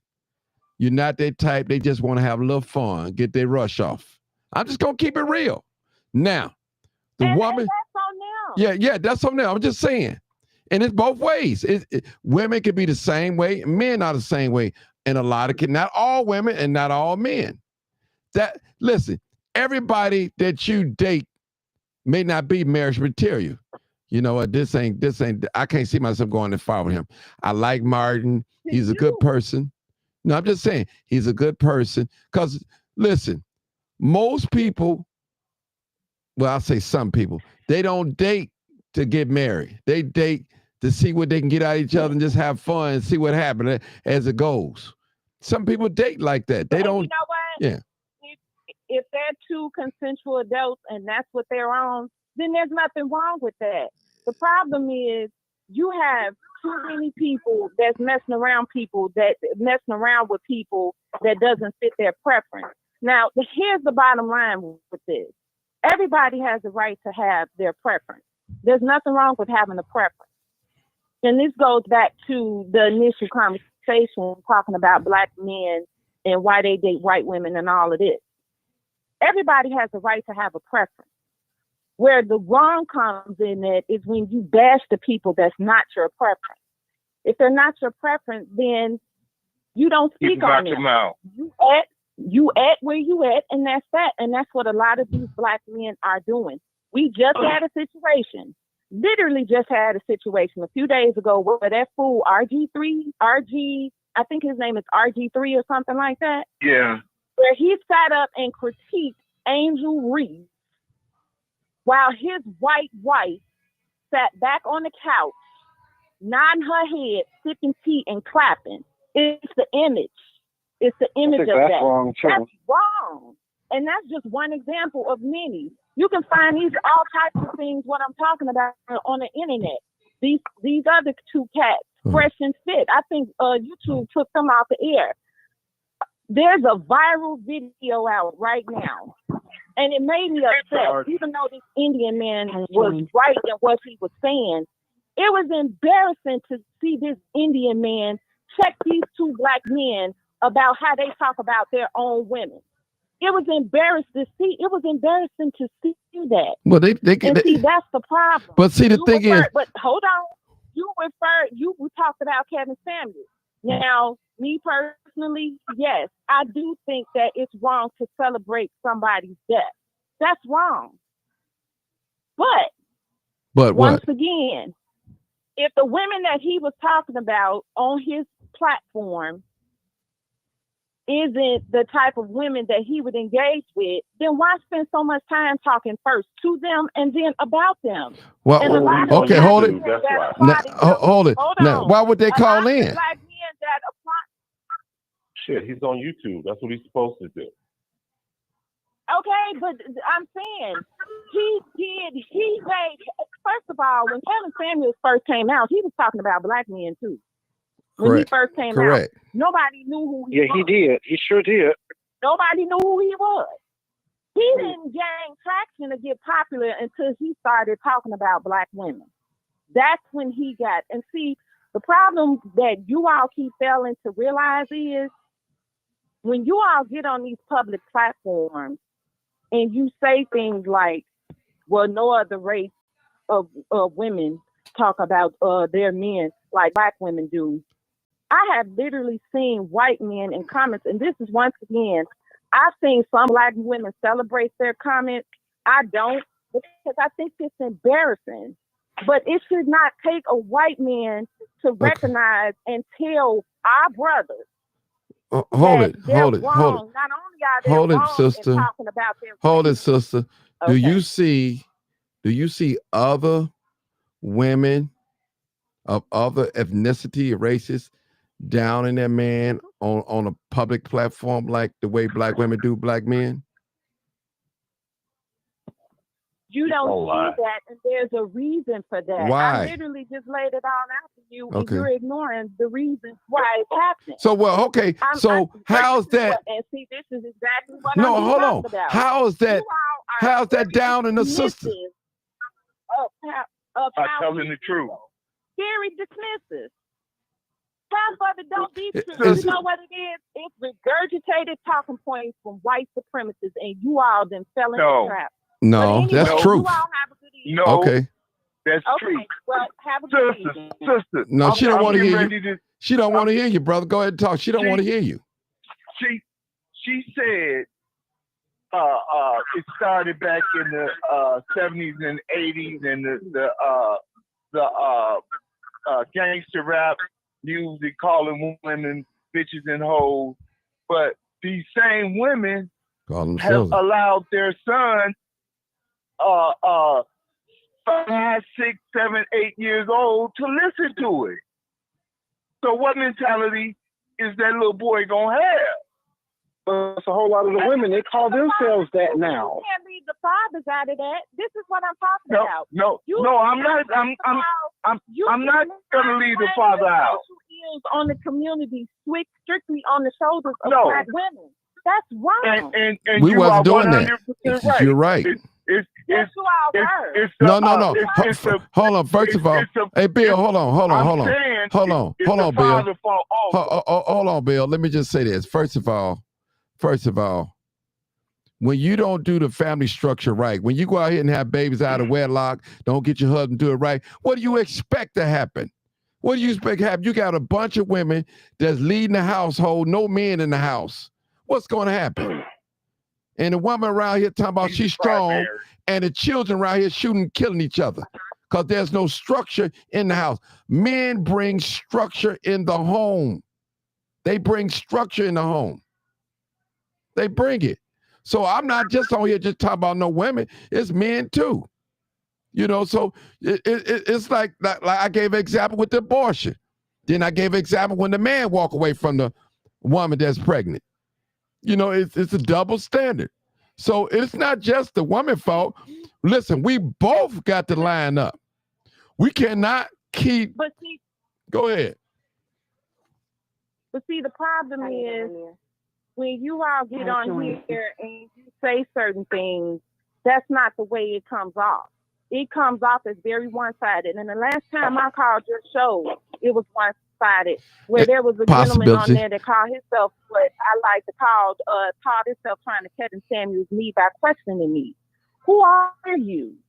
You know, it's just you all have y'all have some of the facts, but you don't have all the facts. Okay, what facts that we don't have? You don't either. Tell us You what don't facts that we don't have. Tell us what facts that we don't have, sister. One of the facts that you all seem to overlook is the fact of why certain women stayed in certain marriages back in the day. Y'all think that because, you know what I'm saying, I've heard that on this show about how women stayed. Some of them had no choice but to stay. You know, we've all heard the stories about how, you know I have, because I talk to the older generation all the time. It's a lot of them at my job, where they sat in marriages and they sat on blocks and they had to look at the kids that was playing with their kids, and those kids were just like their husband. But they couldn't leave because he was the sole provider. You know, these types of things. There's What they reasons call leaving why after certain marriage. people, there's reasons why certain things happen the way they did. And sometimes it's not always what you all think with the welfare No, it's what she situation think, and yeah. why black men had to go out for homes. Sometimes it wasn't always because he that was the reason why the black men out of the home. When you talk to some of those women, those men left. They And then left. they Was had they to get forced on out? welfare. What they forced You out? all don't talk about none Was of they that. listen, women, black women, to kick the man out the house. They was forced in a sense. It's either the man or you don't get these benefits. And most of the women, No, that's not what I'm talking about. okay, That's not what I'm let's talking get that out there. Okay, that's What I'm truth. That ain't talking woman about is, bashing. Go ahead. in some cases, how some women wound up on welfare. It's a classic story because the single Melba Moore. That's how she wound up on welfare. She didn't get on welfare while her husband was with her. She had to get on there after he left her. Okay. Well, sister, a lot of women and a lot of women, they didn't stay just because they couldn't do better. They stayed for the sake of the kids. Mm-hmm. Two people, you can get an understanding when you put your kids first and you're not going out making bad choices and having kids out of wedlock, and you with a person and you stay together for the sake of the kids, and you two grown ass people, you can come to an understanding where, okay, don't bring nobody around here. I don't want no diseases or whatever. Things right for these kids. People do that. That's why two heads is better than one. Whether it's two men working on a project or a man and a woman being together. Anything could be worked out when there's some understanding and some compromise. But you got to have a main goal first. And it seems like every time a man stand up and be a man on these platforms, it's always a woman to come and not own up to the truth. The truth is not bashing. That's not the truth, though. Come on, man. When somebody telling you the truth, and you can't stand up and say nothing other than, well, that's just how I am. That's just how you are. Well, that's how it's gonna always be for you. But who said that? A lot of women say that. That's who I am. That's how I am. You all say that too. That's what you keep failing to understand. You all say that too. In That's fact, irrelevant. what I find is many of But you that's all not irrelevant. like They only fixated on what women do. Yeah. Well, let me just say this. But let me say this. We got like 4 or 5 callers. Let me just hold on, guys. Let me just say this to you guys. I'm gonna give all you guys a chance and space to talk and all that. Just be respectful. And all I'm asking you guys to be honest. If somebody say truth, don't call it bashing. It is what it is. If you gay, you just gay. If you're a homosexual, you just a homosexual, period. Whether you like the word or not, that's whatever. Just listen, one thing about me, I can admit when I made bad choices. I can admit, just me personally, I don't have to go blab it off to the world. My last daughter, and God bless her, I love her to death. Man, her mother was just getting, we were just having fun. She wasn't playing. We wasn't boyfriend and girlfriend and none of that. Just having fun, as I call it. And she come in the world, end result. So I had to man up. Hey, that's my daughter. I got to, do what I got to do. Didn't want no baby by her, but it happened. She's not an ugly person, but I couldn't see myself having a baby by her. But it happens. That's something I done. That's something that I have to live with. The child didn't ask to come here. And when she explained it to my daughter, I mean, she told her everything. I couldn't believe my mouth dropped. Told about our relationship, what it was and all that. My mouth dropped. I was like, why would you tell this girl all that? But she told it. So what I'm saying to us, before I let the next caller come, I think is Reb then 206. What I'm saying to us, people, let us not live our parents' experience. All right. Our parents did what they did and they made it work and they stayed married, whether they was happy or not. Look at us. We don't have no wives. We don't have no husband. Our children are all messed up. Look at us. Look at their day and time and look at our day and time right now. And I tell my daughters, they beautiful. I said, their beauty is good, but you got to get you a husband. You got to line up. You ain't going to always have that. You ain't going to always be in your prime. You're not always going to be in your prime now. You got to find you a life partner. You got to. Tell the son that too. Okay, Reb, I'm sorry for having you holding on so long. Then you next 206. Let's hear Reb out, whether you agree with him or not. Let's hear him out. Then we're going to go to 206, then Sarge, and we got my favorite 350. I love her. I love her because she got feisty in her, though. She remind me of Carrie. She remind me of Carrie. Her and Carrie remind me of each other. They both think alike. I like that. Come on, Rev. Come on, Red the Barber. Hey, Rev. Red the Barber. Man, I mean, this conversation from the time that I jumped online up until the time I'm now speaking, I'm kind of confused on what we're talking about. We'll pass on you then. We'll pass on you then. We'll pass. We'll go to the next caller. You just hold it. We don't want you to get in trouble now. You might say too much, get beat up. Okay, 206. Come on, 206. Come on, 206. Martin, go ahead. You funny. Man, I don't want listen. brother get beat up either. Yeah, I don't want. Hey, I don't want him to get beat up. You know, he the one got to live with his wife, his girl. You know, hey, I don't want to get in trouble. That's it. That's it. You know. So I'm gonna make it quick. Go ahead. I'm gonna make it quick and get off. So the sister was talking about the rappers calling bitches and hoes, and it started in the 70s. And, you know, that's true, but you know, in my opinion, a lot of it started on the plantation, and a lot of the plantation, as far as I can see, was a social engineering machine. And I don't think we fully realized the damage that was done to us as a community as a result of being in this laboratory for 200 plus years. And we get out of this situation by having conversation that we're having tonight. So it's a great conversation. To the sister that was talking, the sister that called in, did she go by a name? Did she have a name, or did she just want to be anonymous? She be anonymous. She carry. Okay. The sister that was talking. I just want to ask, is she still there? She's still here. Hey there, she's still here. I just want to ask her a quick question. If it's okay. Hold on. She might not want you to question, so I ask her, is it okay? Because some women, they don't like you to question them. Okay. You know, it's on her. If she wants you to ask a question, they show down. So if you want to ask your question, it's cool. But if not, we're good with it. But go make your statement anyway, bro. Just make a statement. She don't have to answer it. Okay. And if she don't, I'll ask this and wrap up. But if she don't, it's totally fine. But there's a saying out there that says, "The hand that rocks the cradle rules the world." So I just 2 questions. I just want to know if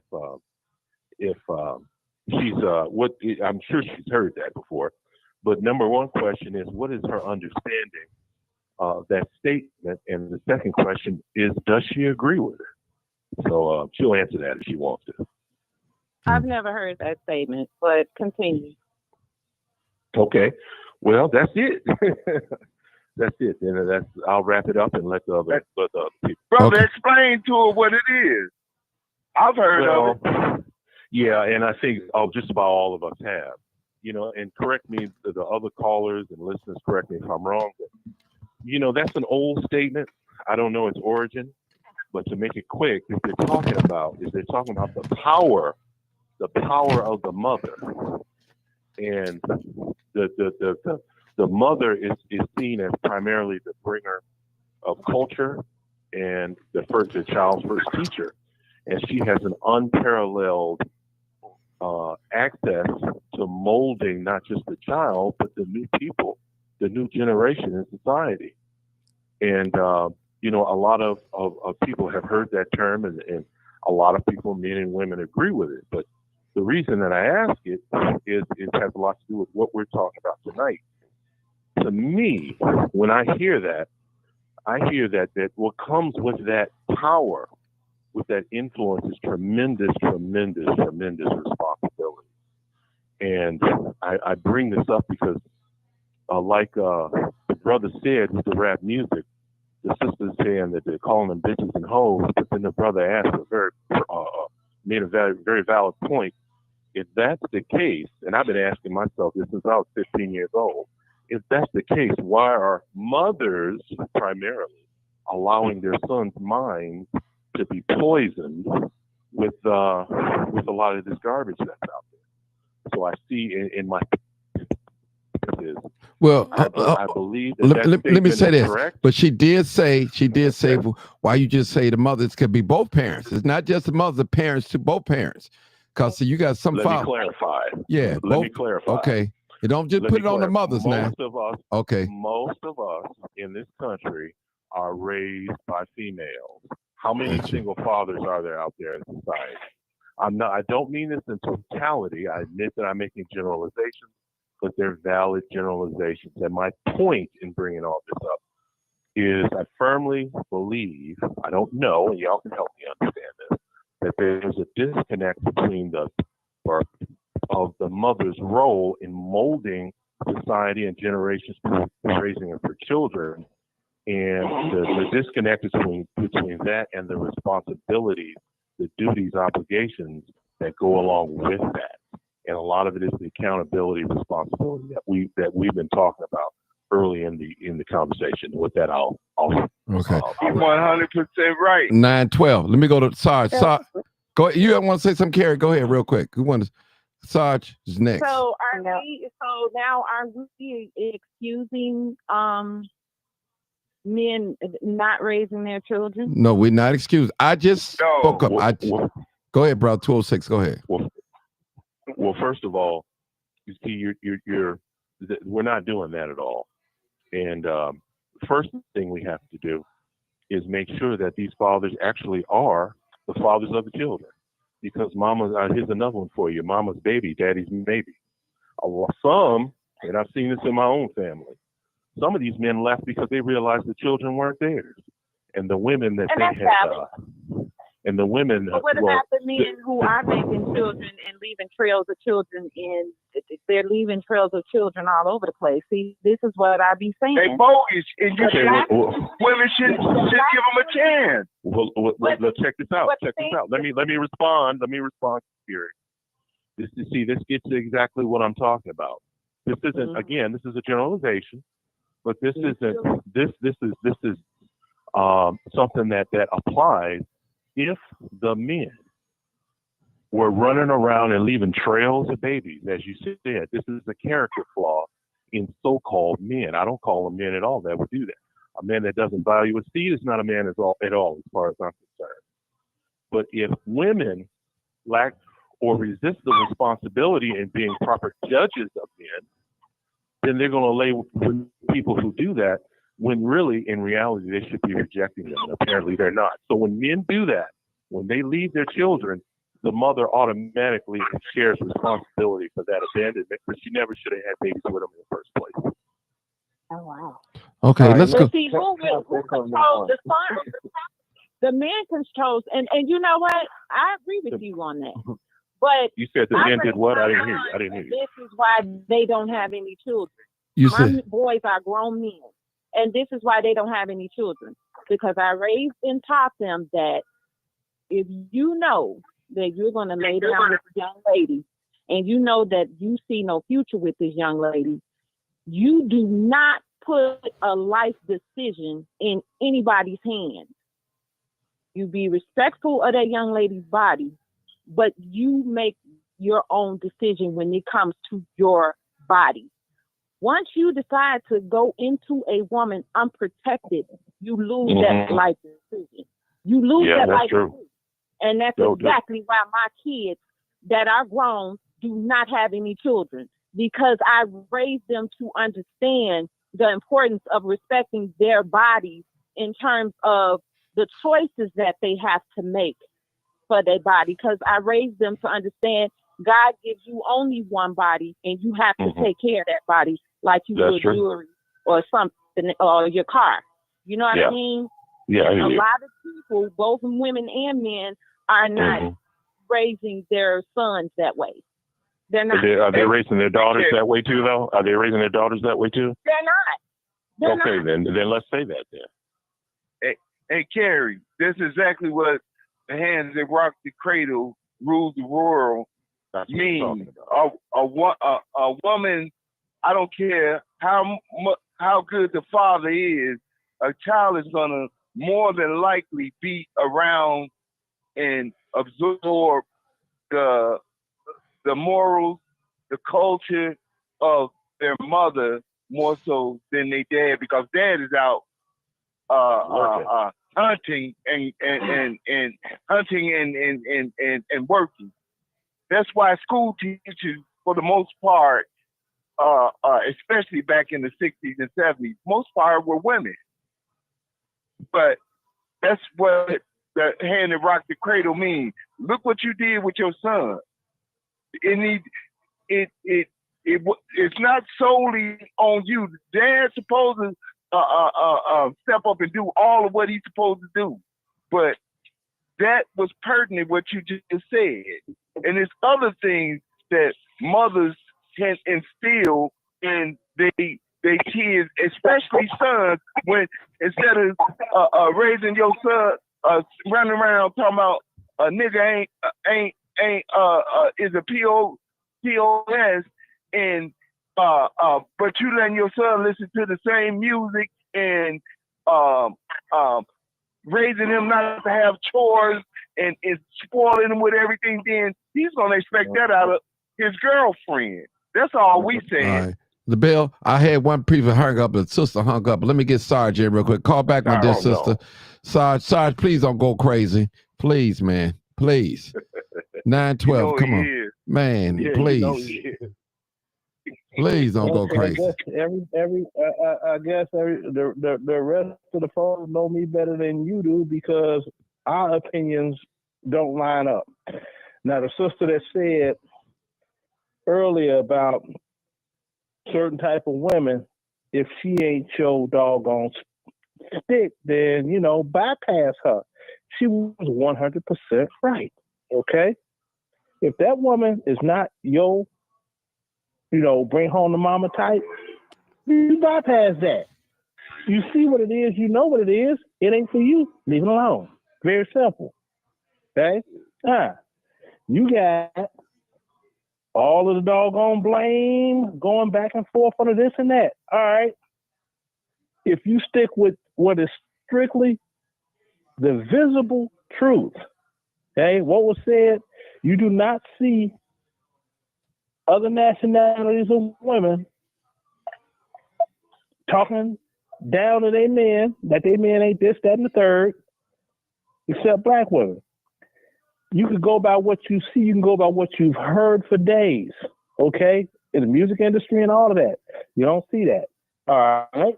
Then you got the generation with this rap crap that in 1986 when NWA jumped off. They the ones that started all of that B's and H's and, at one time, rap was actually fun music. Then it went gangster and and being that, and it's industry driven, just like when Martin say, what was that, Toast to the Experiment? Hell, that's going to eliminate them more than doggone we can. Hell, put that negative image in their mind and let them doggone smoke each other. See? So everything is relevant. Everything is relevant. Okay. And doggone we can. Hold on. Okay, hold on, Sarge. Hold on, Sarge. Listen, 872, you just called in. Turn down your Facebook. Oh, I'm gonna have to mute you. Turn it down and listen on the phone. All you gotta do is turn your volume all the way down. You can listen because it's gonna be an echo. It's a delay. So 872, you'll be next. Just turn down your volume. Okay? turn all the way down. They hung up. Go ahead, Sarge. Go ahead. Okay, yeah, I was going to say, am I talking to myself? Am I having a PTSD moment? I need to go back to the VA. But outside of that, a lot is said is true, but people have to doggone accept what's true and stop trying to contour the truth to their belief. I mean, you have men that will forego happiness to keep a marriage together. Mm-hmm. You have women that will forego family for their happiness, personal happiness, and get divorced. See, I'm not happy. Well, hell, nobody's happy every day of their life. What did you think? See, they want the doggone honeymoon. They don't want the marriage in a lot of cases. And that's across the board. That ain't just no black woman thing. Okay? It ain't just no black. So don't get confused. He bashing black women. No, I'm just telling the truth. Because if you look at the statistics, 70% of divorces are initiated by women, not men. 70%. So, and that's inclusive of everyone. So, women are emotional. Men, by nature, are logical, but depending on the guidance that you gave that man or that female child, that determines their outlook on life. I mean, my son, he has a younger sister. She's not even 30 yet. She ain't got nothing but man problems, man issues against men. And I'm sitting there like, you haven't even grown and lived yet. But I know how it happened. Listening to her grandmama and her mama and her auntie talk about niggas ain't blank, blank, blank, blank, blank, blank, right? Mm-hmm. So I know where it comes from. Then, and I'm gonna land the plane with this. I missed Christmas with my son because I was in Iraq. I came back.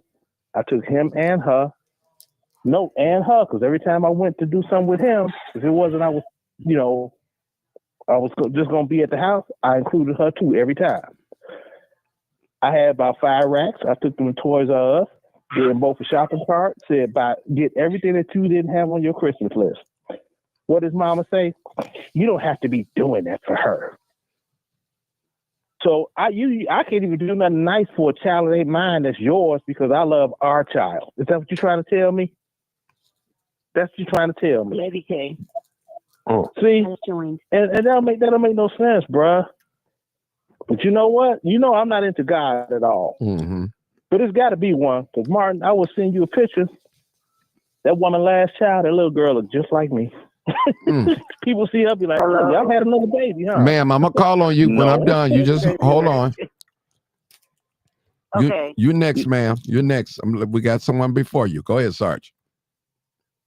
Yeah, so I'm like, and I text you the picture, Martin. You be like, oh, hey, Sarge, you sure you ain't robbing the night for old time's sake? You ain't getting no Freddie Jackson in with that woman? What the hell's going on?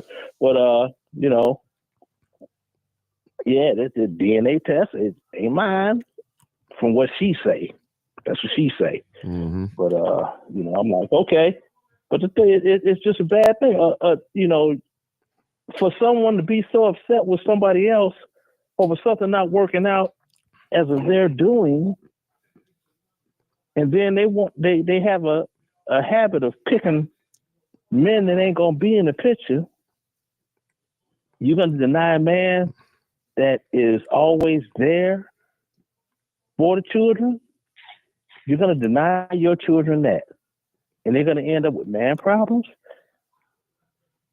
I'm like, that's just a horrible thing, Martin. Mm-hmm.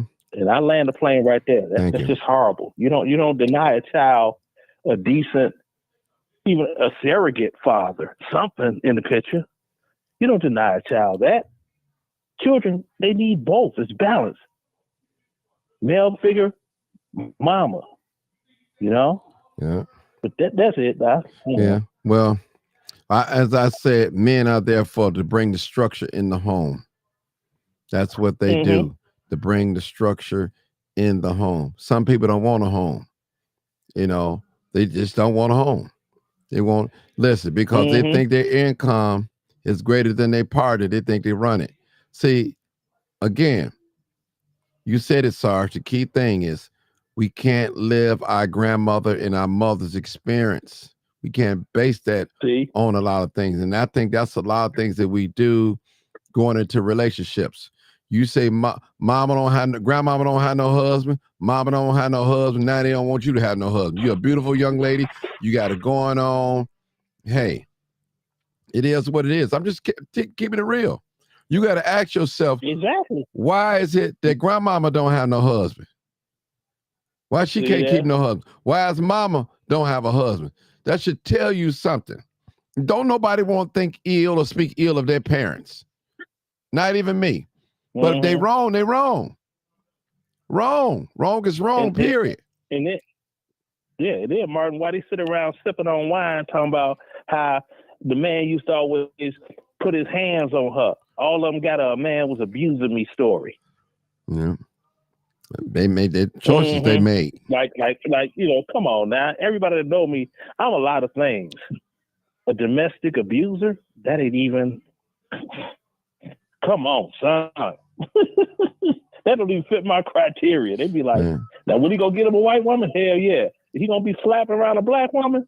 Hell no. I ain't gonna do that one now. You know what?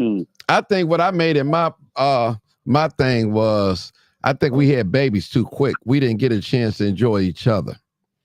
That's what I think probably went wrong in my relationship. I think we had some good times, don't get me wrong, but I felt if I had to do it over again, I won't be so quick to have a child.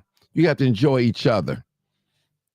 Because when a child comes, you know, it's like a separation in a sense. You still love each other, but the focus is off the couple, then it's on the child, which it should be. Don't get me wrong, but you got to get to know each other. And a lot of times we get with each other. I'm talking about men and women now. We don't know each other. We have a baby too fast. We don't get a chance to know each other. And like Sarge said, once that honeymoon is over, shoot, you ain't gonna have having every day in your relationship. You bring me anybody that been married 20 years, 30 years, 10 years, 5 years, and they tell you that they ain't never had no argument or no disagreement or nothing like that, I'll tell you they lying. I'll tell you they lying. It don't work like that. Two human beings come from two different households. You're bound to clash sometime. And Bill said it earlier. That's when you have to come in and compromise. Hey, you know what? If I realize that we don't love each other like we used to love, but we're going to stay together for the children's sake, to keep our children and get them straight. Now, when they get grown, we'll make a decision. We'll probably go on our own. And Bill, you made a profound statement. You got to talk it out. Then you got some husband and wife that live together, they don't even sleep with each other. They sleep in separate rooms. That's what they choose to do in their house. They together, but they not together. Live like that. I know I couldn't even do it. I couldn't do it either, Roosevelt. I just couldn't do it, but some do. And you can't get mad because every household is not ran the same, Mr. Roosevelt. So that's all I'm saying. I know. It's every household is not ran the same. If we look back at that TV, the Brady Bunch, remember that TV show? Yeah. That was the first show ever on TV when you saw a husband and a wife sleeping in the same bed. All the TV shows before then, it would be one bedroom, but it was two different beds in the room. Look it up if you don't believe me. Well, it's true. Yeah. Okay, let me read some of these comments. Sheila said, truth is once a woman is hurt that deep, we'll never totally trust no man. If he's patiently help us to heal and love, a good relationship is possible. That's on you if you can't forgive. I ain't no therapist. Yeah. Yeah, I know. I ain't no therapist. I got my own problems. I got PTSD from the war and everything. I got time for that. Yeah. Sheila said responsibility that we were talking about. Yeah, Sheila said the only thing a woman wants is a man that won't cheat. I think it's more than that. Some women don't care if a man cheat. Just pay the money. Drop that money. They don't care less what you do. Some women, Exactly. they don't care about that. They go to the doctor and get that diagnosis. Yeah, you're right. They go to. Hey, you know what? Let me say this, and I got to keep it real. Man, y'all know I'm not lying, but I got to tell the truth. Shame the devil. Ladies, y'all gonna love to hear this. A lot of men base their health on a woman. If the woman ain't burning or whatever, they figure they okay. And a lot of men do that. They don't go to the doctor like a woman do on a regular. And that's one fault that men have. Not all men now, not all men. Some men don't go to the doctor like that. You got some women, they go to the doctor if the legs start hurting, whatever. They great running. But men don't care for themselves like the way the women do. I noticed that just from observation. You know, that's just from observation. Me. So do I get any rebuttals against that? Anybody?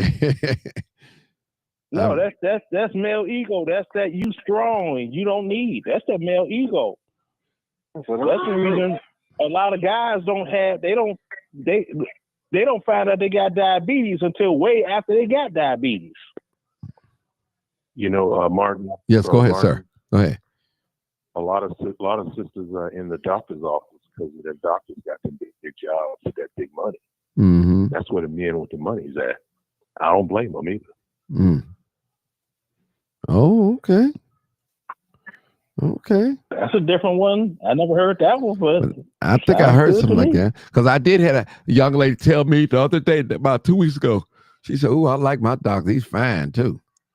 Matter of fact, my goddaughter told me that. I heard that too. My goddaughter told me that. Yeah, I think that was last month. She told me that.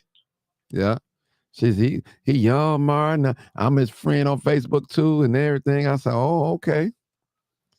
And she going out to her doctor. All right. I ain't mad at it though. Yeah.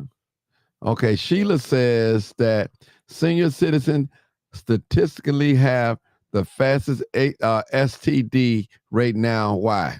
Wow. That's a good one. They out there tricking off.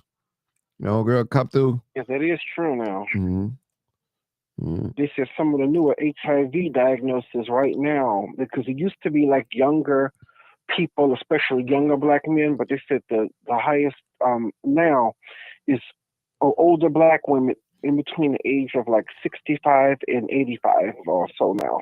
Black women or black men? Are they catching? Black women now. Okay.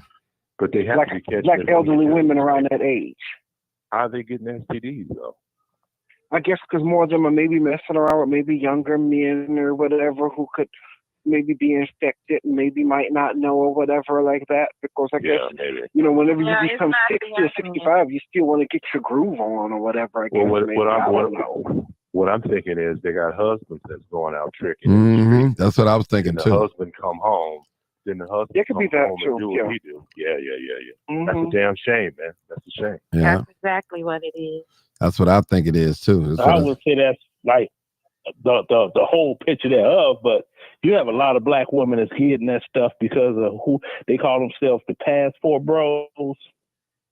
Oh yeah, to go out of the country. Going over to the Dominican Republic, getting them $40 hollers in Colombia and all that. Yeah. Then they coming back to the United States to the little woman. Yeah. And I mean, you can look up the statistics. The Dominican Republic, they got 1.8 million people. Last year, they had 48,000 new HIV cases. Well, check this out, though. Check this out. For the women that are on the line, what's the black female author that went down there? She wrote the book, I think Stella Got a Groove Back. She started Carrie Chandler, wasn't it? Carrie. No, McMillan is her name? Oh yeah, Terry McMillan. Terry, not Terry. But didn't she bring back a sweet boy and paid for him and brought him back, and then he turns out that he's LGBT. That's a good way to end up as far as in statistics that we were talking. Really sorry. Yeah, really. Homie was like, "Hey, I want some milk and cookies." Mm-hmm. Or like you always say,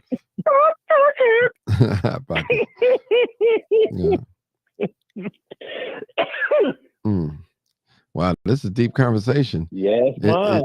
It's deep. It's What's deep. up? Oh yeah, women need to be careful out here. And I put that on women. I mean, not put it on like blame. I'm like, y'all got to be careful out here. Don't get so y'all draw so hot. You be like, well, you better put a sock on the pickle.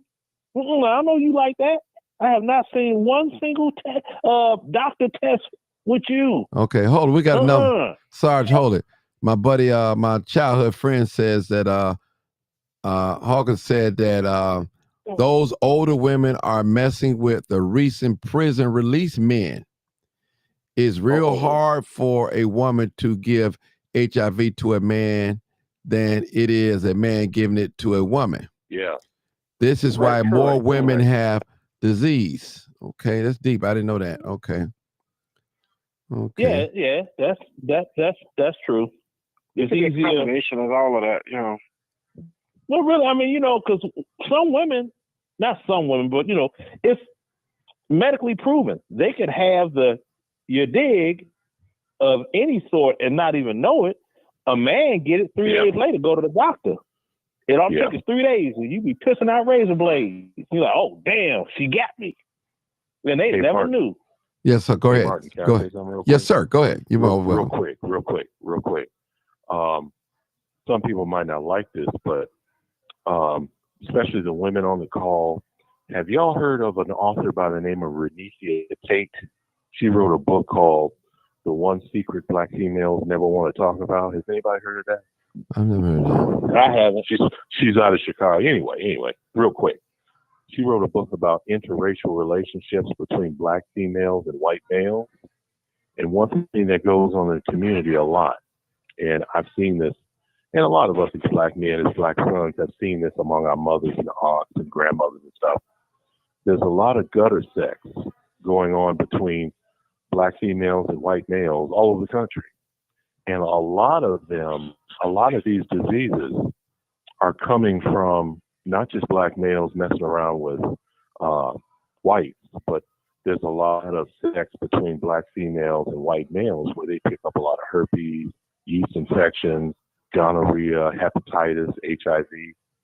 This happens a lot, and we don't really acknowledge the dangers of having sexual relations with members of the dominant societies who have a history of spreading diseases, including sexually transmitted diseases globally. Very, very dangerous, y'all. Very dangerous. Oh, wow.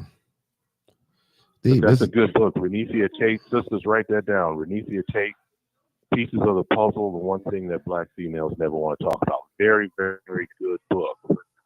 Check it out. Does she have any cited statistics in there? Or is this just an opinion book? No, what she did was she went around the Chicago area. She's from Chicago, Illinois. And she was a student, I think, at Loyola or something like that. And she did interviews with, I think, almost 100 black females in the Chicago area. And she used certain formulas dealing with statistics to not so much extrapolate what's going on in the black community, but to I guess you could say, extend this to a degree to the larger, because she can't interview all the black females in Cook County. That would be difficult.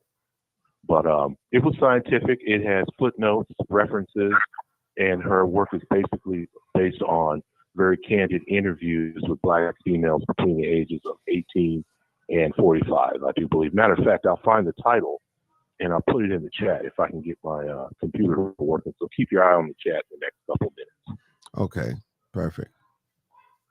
Perfect, right? Man, and see how calm it is now? It's calm now. See, people, the truth hurts, people. It hurts. And a lot of times when we say truth, you bashing. Some people just can't accept the plain butt naked truth. It's the truth. They can't, they listen, they rather live a lie in their mind. You got some people right now know that they got HIV, AIDS, and all that, and they still out here having unprotected sex. They know it. They willingly giving that stuff away. Oh, they willingly giving that stuff away. They know it. And I'm not just talking about women. Both. You got people out here like that with that mindset. Know it. Because they figure like if you out here having sex with a lot of other people, you won't know they gave it to you, or vice versa. So it's real out here, people. It's definitely real. Now, you got to ask a parent, male or female, and they can be real honest. Would you want your child to marry somebody similar to you, just like you? And you don't have to answer, you don't have to answer that to me on live. But I'm just saying, ask yourself, if you're a man or you're a female, would you want one of your children to marry somebody like you, whether you're a man or a woman? You gotta ask yourself that. Be real, real honest. I don't need to know the answer, but be real, real, real honest with yourself, with your situation. And that's what we have to do. We have to have conversations like these. We have to. These conversations are painful, but they are necessary if we want to go to the next level. And that's what it's going to take. It's going to take our women to put their clothes back on. It's going to take our men to tuck their penis up. Period. Because you got some little money and the woman going. No, keep your money in your pocket. Quit spreading your seed all around the place. Baby over here, baby over there. I've heard men say, I got 10 babies. And you ain't with none of the baby mamas. I've heard men brag about that. I got 20 babies. Got 5 back. I got 3 over here. They brag like it's like I'm going to pat you on the back. The question is, are you taking care of them? Man, I'm on child support. See, that's the real thing. And that's what you women should be dwelling on a lot, especially when it comes to these men. Put pressure on these men. You got these babies, and you can't even get $50 a month. You got $3,000 rims on your car, but you can't come by and take your baby to the park for 30 minutes or McDonald's or nothing like that. You too busy. And to the men out there that's dating another woman, they got a child. If you let another woman keep you away from your child, your seed, that your sperm, as Sister Karen said, you put in somebody else, shame on you. You being a better father to somebody else's child than you are to yours, shame on you, man. And shame on that woman for sticking by him, even though she knows that he's not taking care of his other children. You have a lot of women out here like that. They know that man is not taking care of his other kids, and she doesn't care because he's taking care of hers. Yeah. Oh, I know worse scenario. I know somebody, he got 6. One and got smoked. The woman he with, he don't have any kids with her. And the last time he had a visible mean of legal job support that I know of was never. And I'd have been down here. This is somebody I'd have known a good doggone 15 years. I'm sitting here like, what do you actually do for a living? I can say what I think you do, but I ain't never seen you clock in. You don't never complain about work. So evidently you ain't got no job. But this man, I got 6 kids. Well, my one of mine got killed, but he with a woman, and they don't have no kids together. Mm-hmm. But see, figure that, make that one make sense. Sarge, that goes back to the early conversation that we said. If you got a man that don't have a high school diploma or GD or took a skill or something, have not showed no commitment to life, to nothing but the streets or jail, that's a bad choice right there. It's a bad choice right there, period. Or no military or no job corps or something. Show me that you have made us a commitment to something. So, ladies, how can you expect a man to commit in a relationship to you when he have never committed to nothing in life? That's a bad choice. That's a way. That's a sure way to find a man out. Oh, well, Martin, he nice to me, and he give me money. Listen, cause a man give you money, that don't mean he in love with you or something. Listen, most married men out there that's messing around, they pay. And if a woman fool with a married man and he don't pay, she crazy. I'm sorry. Mm-hmm. I'm sorry. No, I gotta say it. I mean, we being honest. We being honest. Go ahead. How many of y'all mothers ever told y'all talk about women and saying, she leave and come back? She been gone a long time and she come back if it's a day or whatever, been with some man. Didn't mama say a wet kitty and a dry purse don't match? Hmm. Yeah. Did mama say that? A wet kitty cat and a dry purse. Them two things don't match. You been with who? Where you been with that man? Yeah, I'm gonna share experience with you guys. I remember my older daughter called me, right? And I think at that time she had 2 babies by a guy. And she called me for diaper money, pamper money. I said, hold on now, baby. I'm your father. I love you. Now that part of life, sexual and relationship, I can't offer you that. I said, but I'm not sleeping with you. You grown now. You got to ask your baby daddy to come up with some pamper money. Now, he can't come up with no pamper money. Shame on him. You know, shame on him. I said, I'm going to do it this time. But next time, don't call me no more. I bought all the pampers that I bought for y'all. My thing, so what I was trying to teach her is responsibility. That's all I'm saying.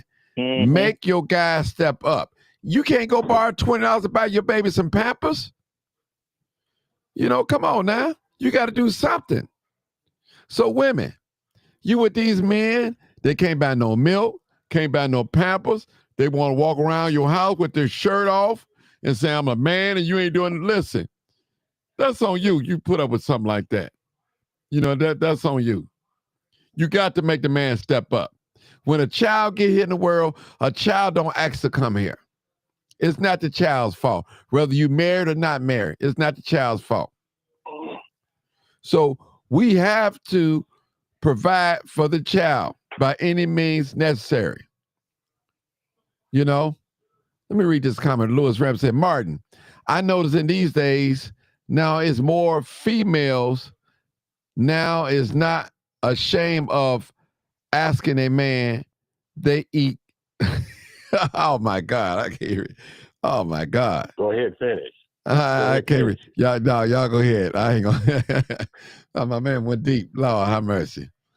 Lois. Yeah, well, that's what you got out here, Martin. It's a whole lot of dysfunction. You know, up is down and down is up. I mean, something that I saw, because I'm not into the entertainment, this and that and that and this. But I saw this picture. It was a little video piece. They had Rihanna and her baby daddy was someplace. And she's supposed to have on some type of dress. It was, she might as well just walk out that bucket naked. I seen that. With the big pregnant belly out and all that. I was like, she has no tact at all. All that money and no tact.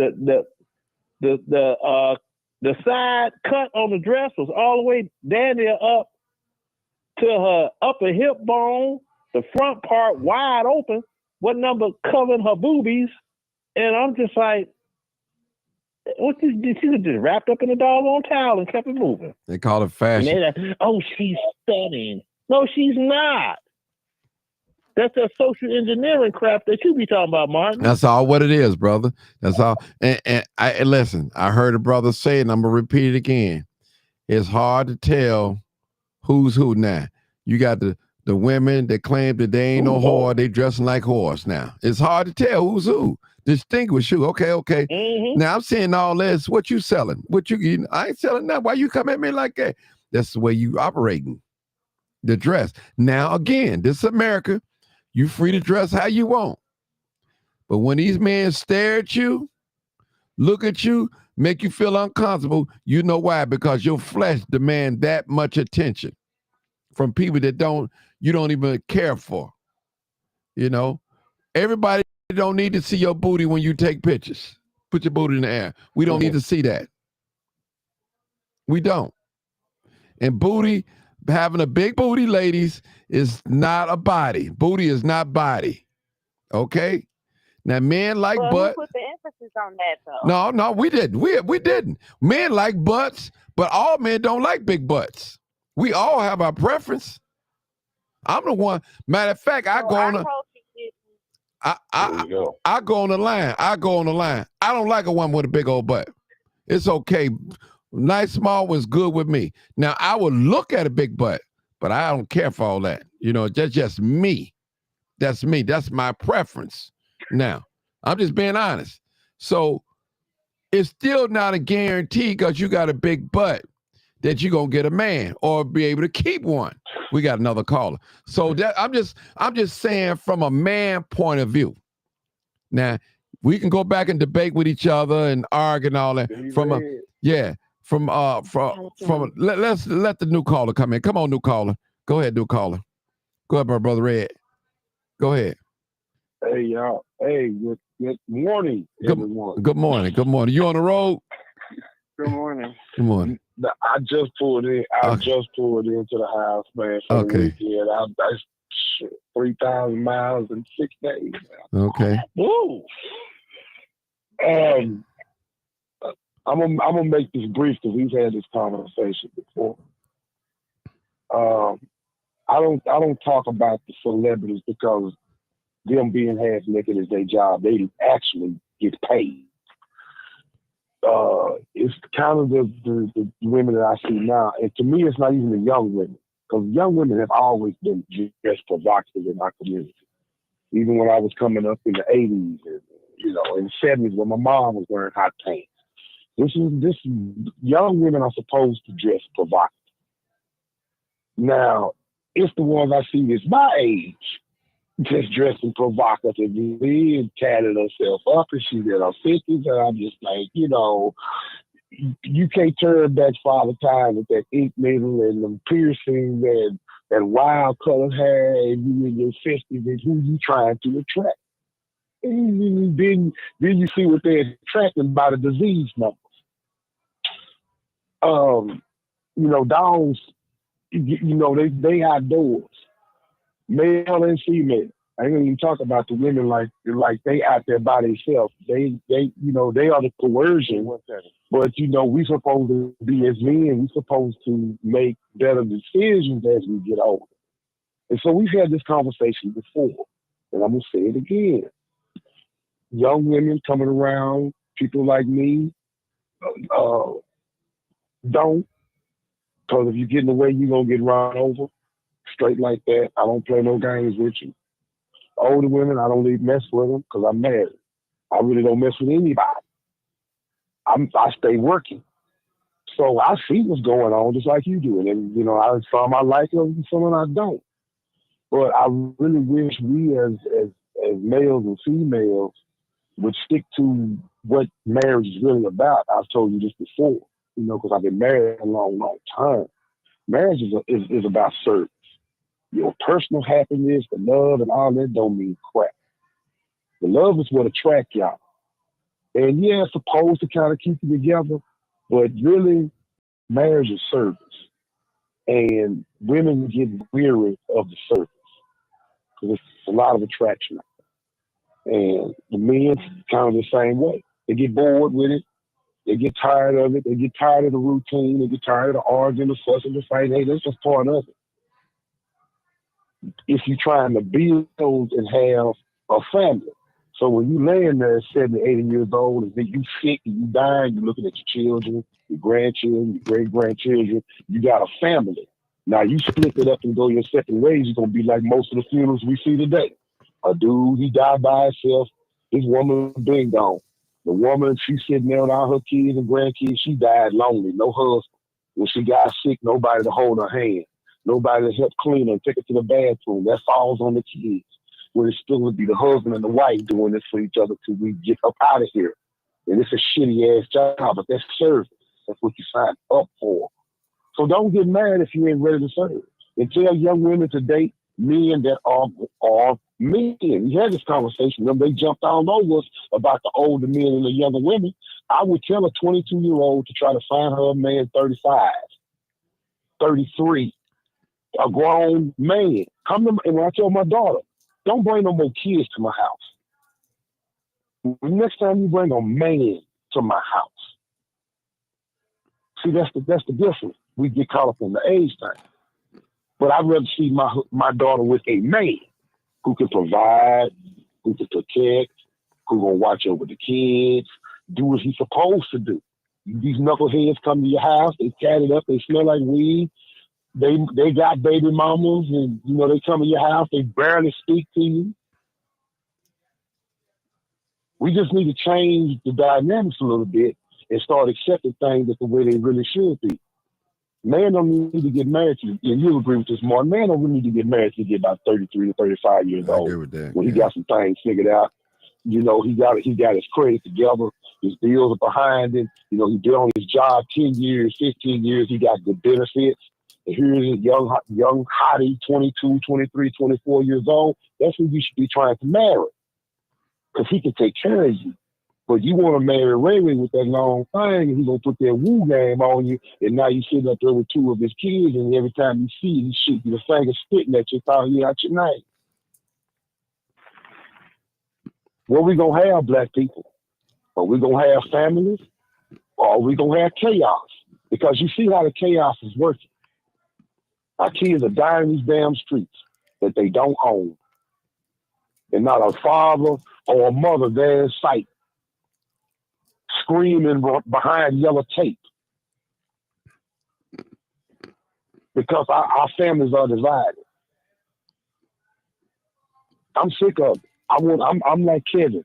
By any means necessary, we need to put families back together. By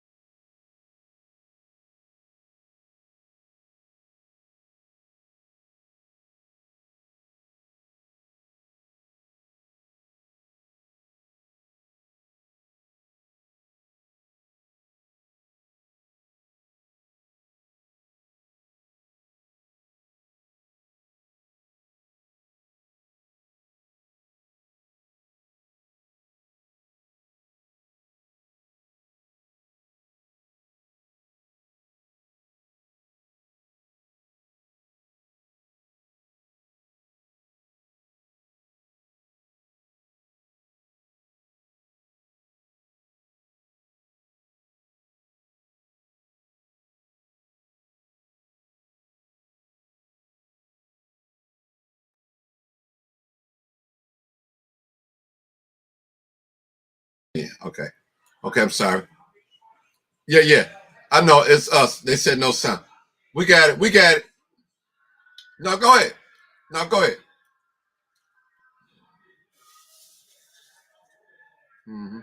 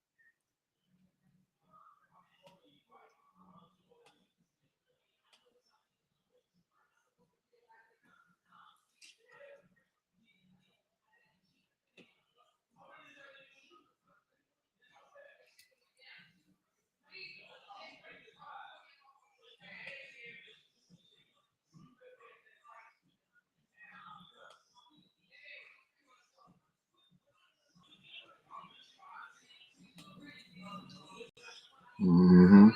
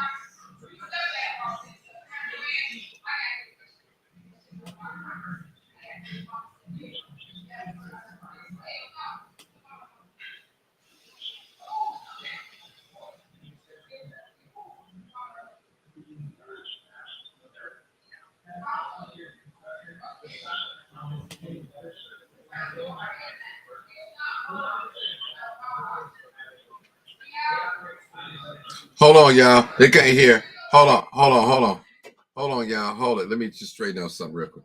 I know it's them. It's. I think I hit a button. Hold on, y'all. Hold on. Give me a minute.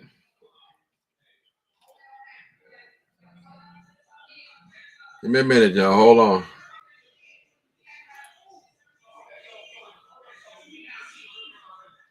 Yeah, hold on. Martin can't hear him. We can yeah, it's the audio. Yeah, I'm straightening it out now, y'all.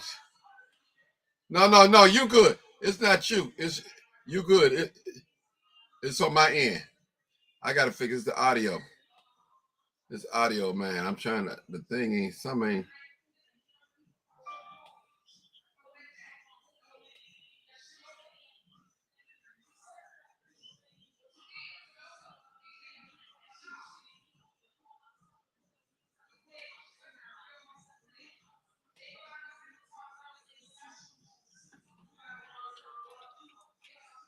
Hold on, y'all laughing. I'm trying. Hey, it's y'all. Hold on. They laughing and stuff.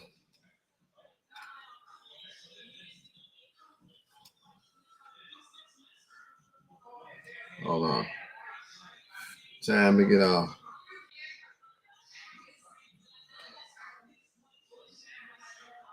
Hold on. Yeah, we're gonna get ready to get off. We're gonna. Hey, we're gonna. We're gonna get ready to go, people, because my sound acting up for some reason. That must be my sign or something. I don't know. No, I've been on here almost 3 hours, 2 hours.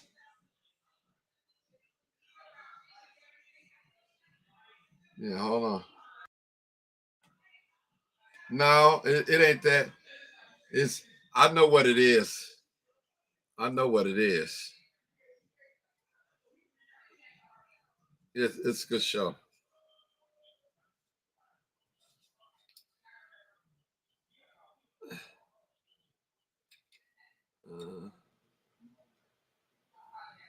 It ain't reading. It's not reading.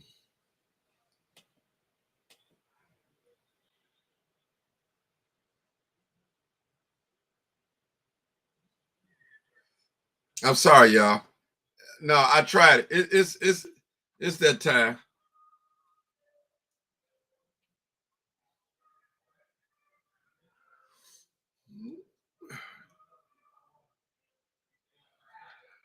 No, people, hold on. There's people on here just I know what it is. I know exactly what it is. Oh God. Yep. Hold on, guys.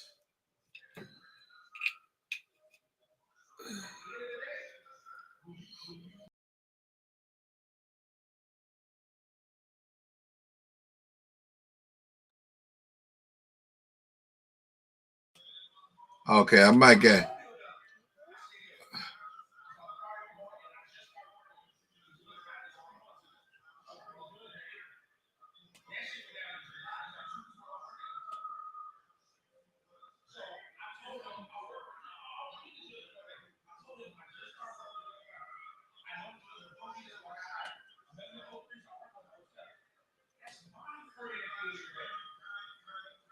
Yeah.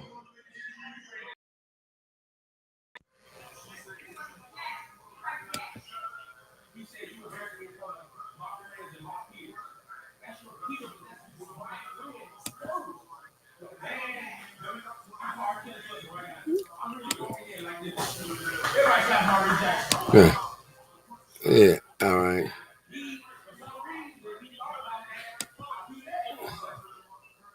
All right, people. It look like I don't know. I tried.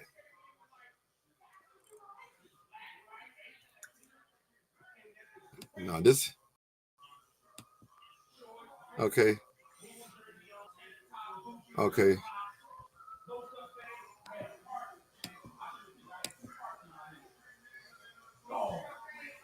Okay. Hey, y'all. We, I'm sorry, fellas. We got to end this. We got to end it. I appreciate you guys for tuning in.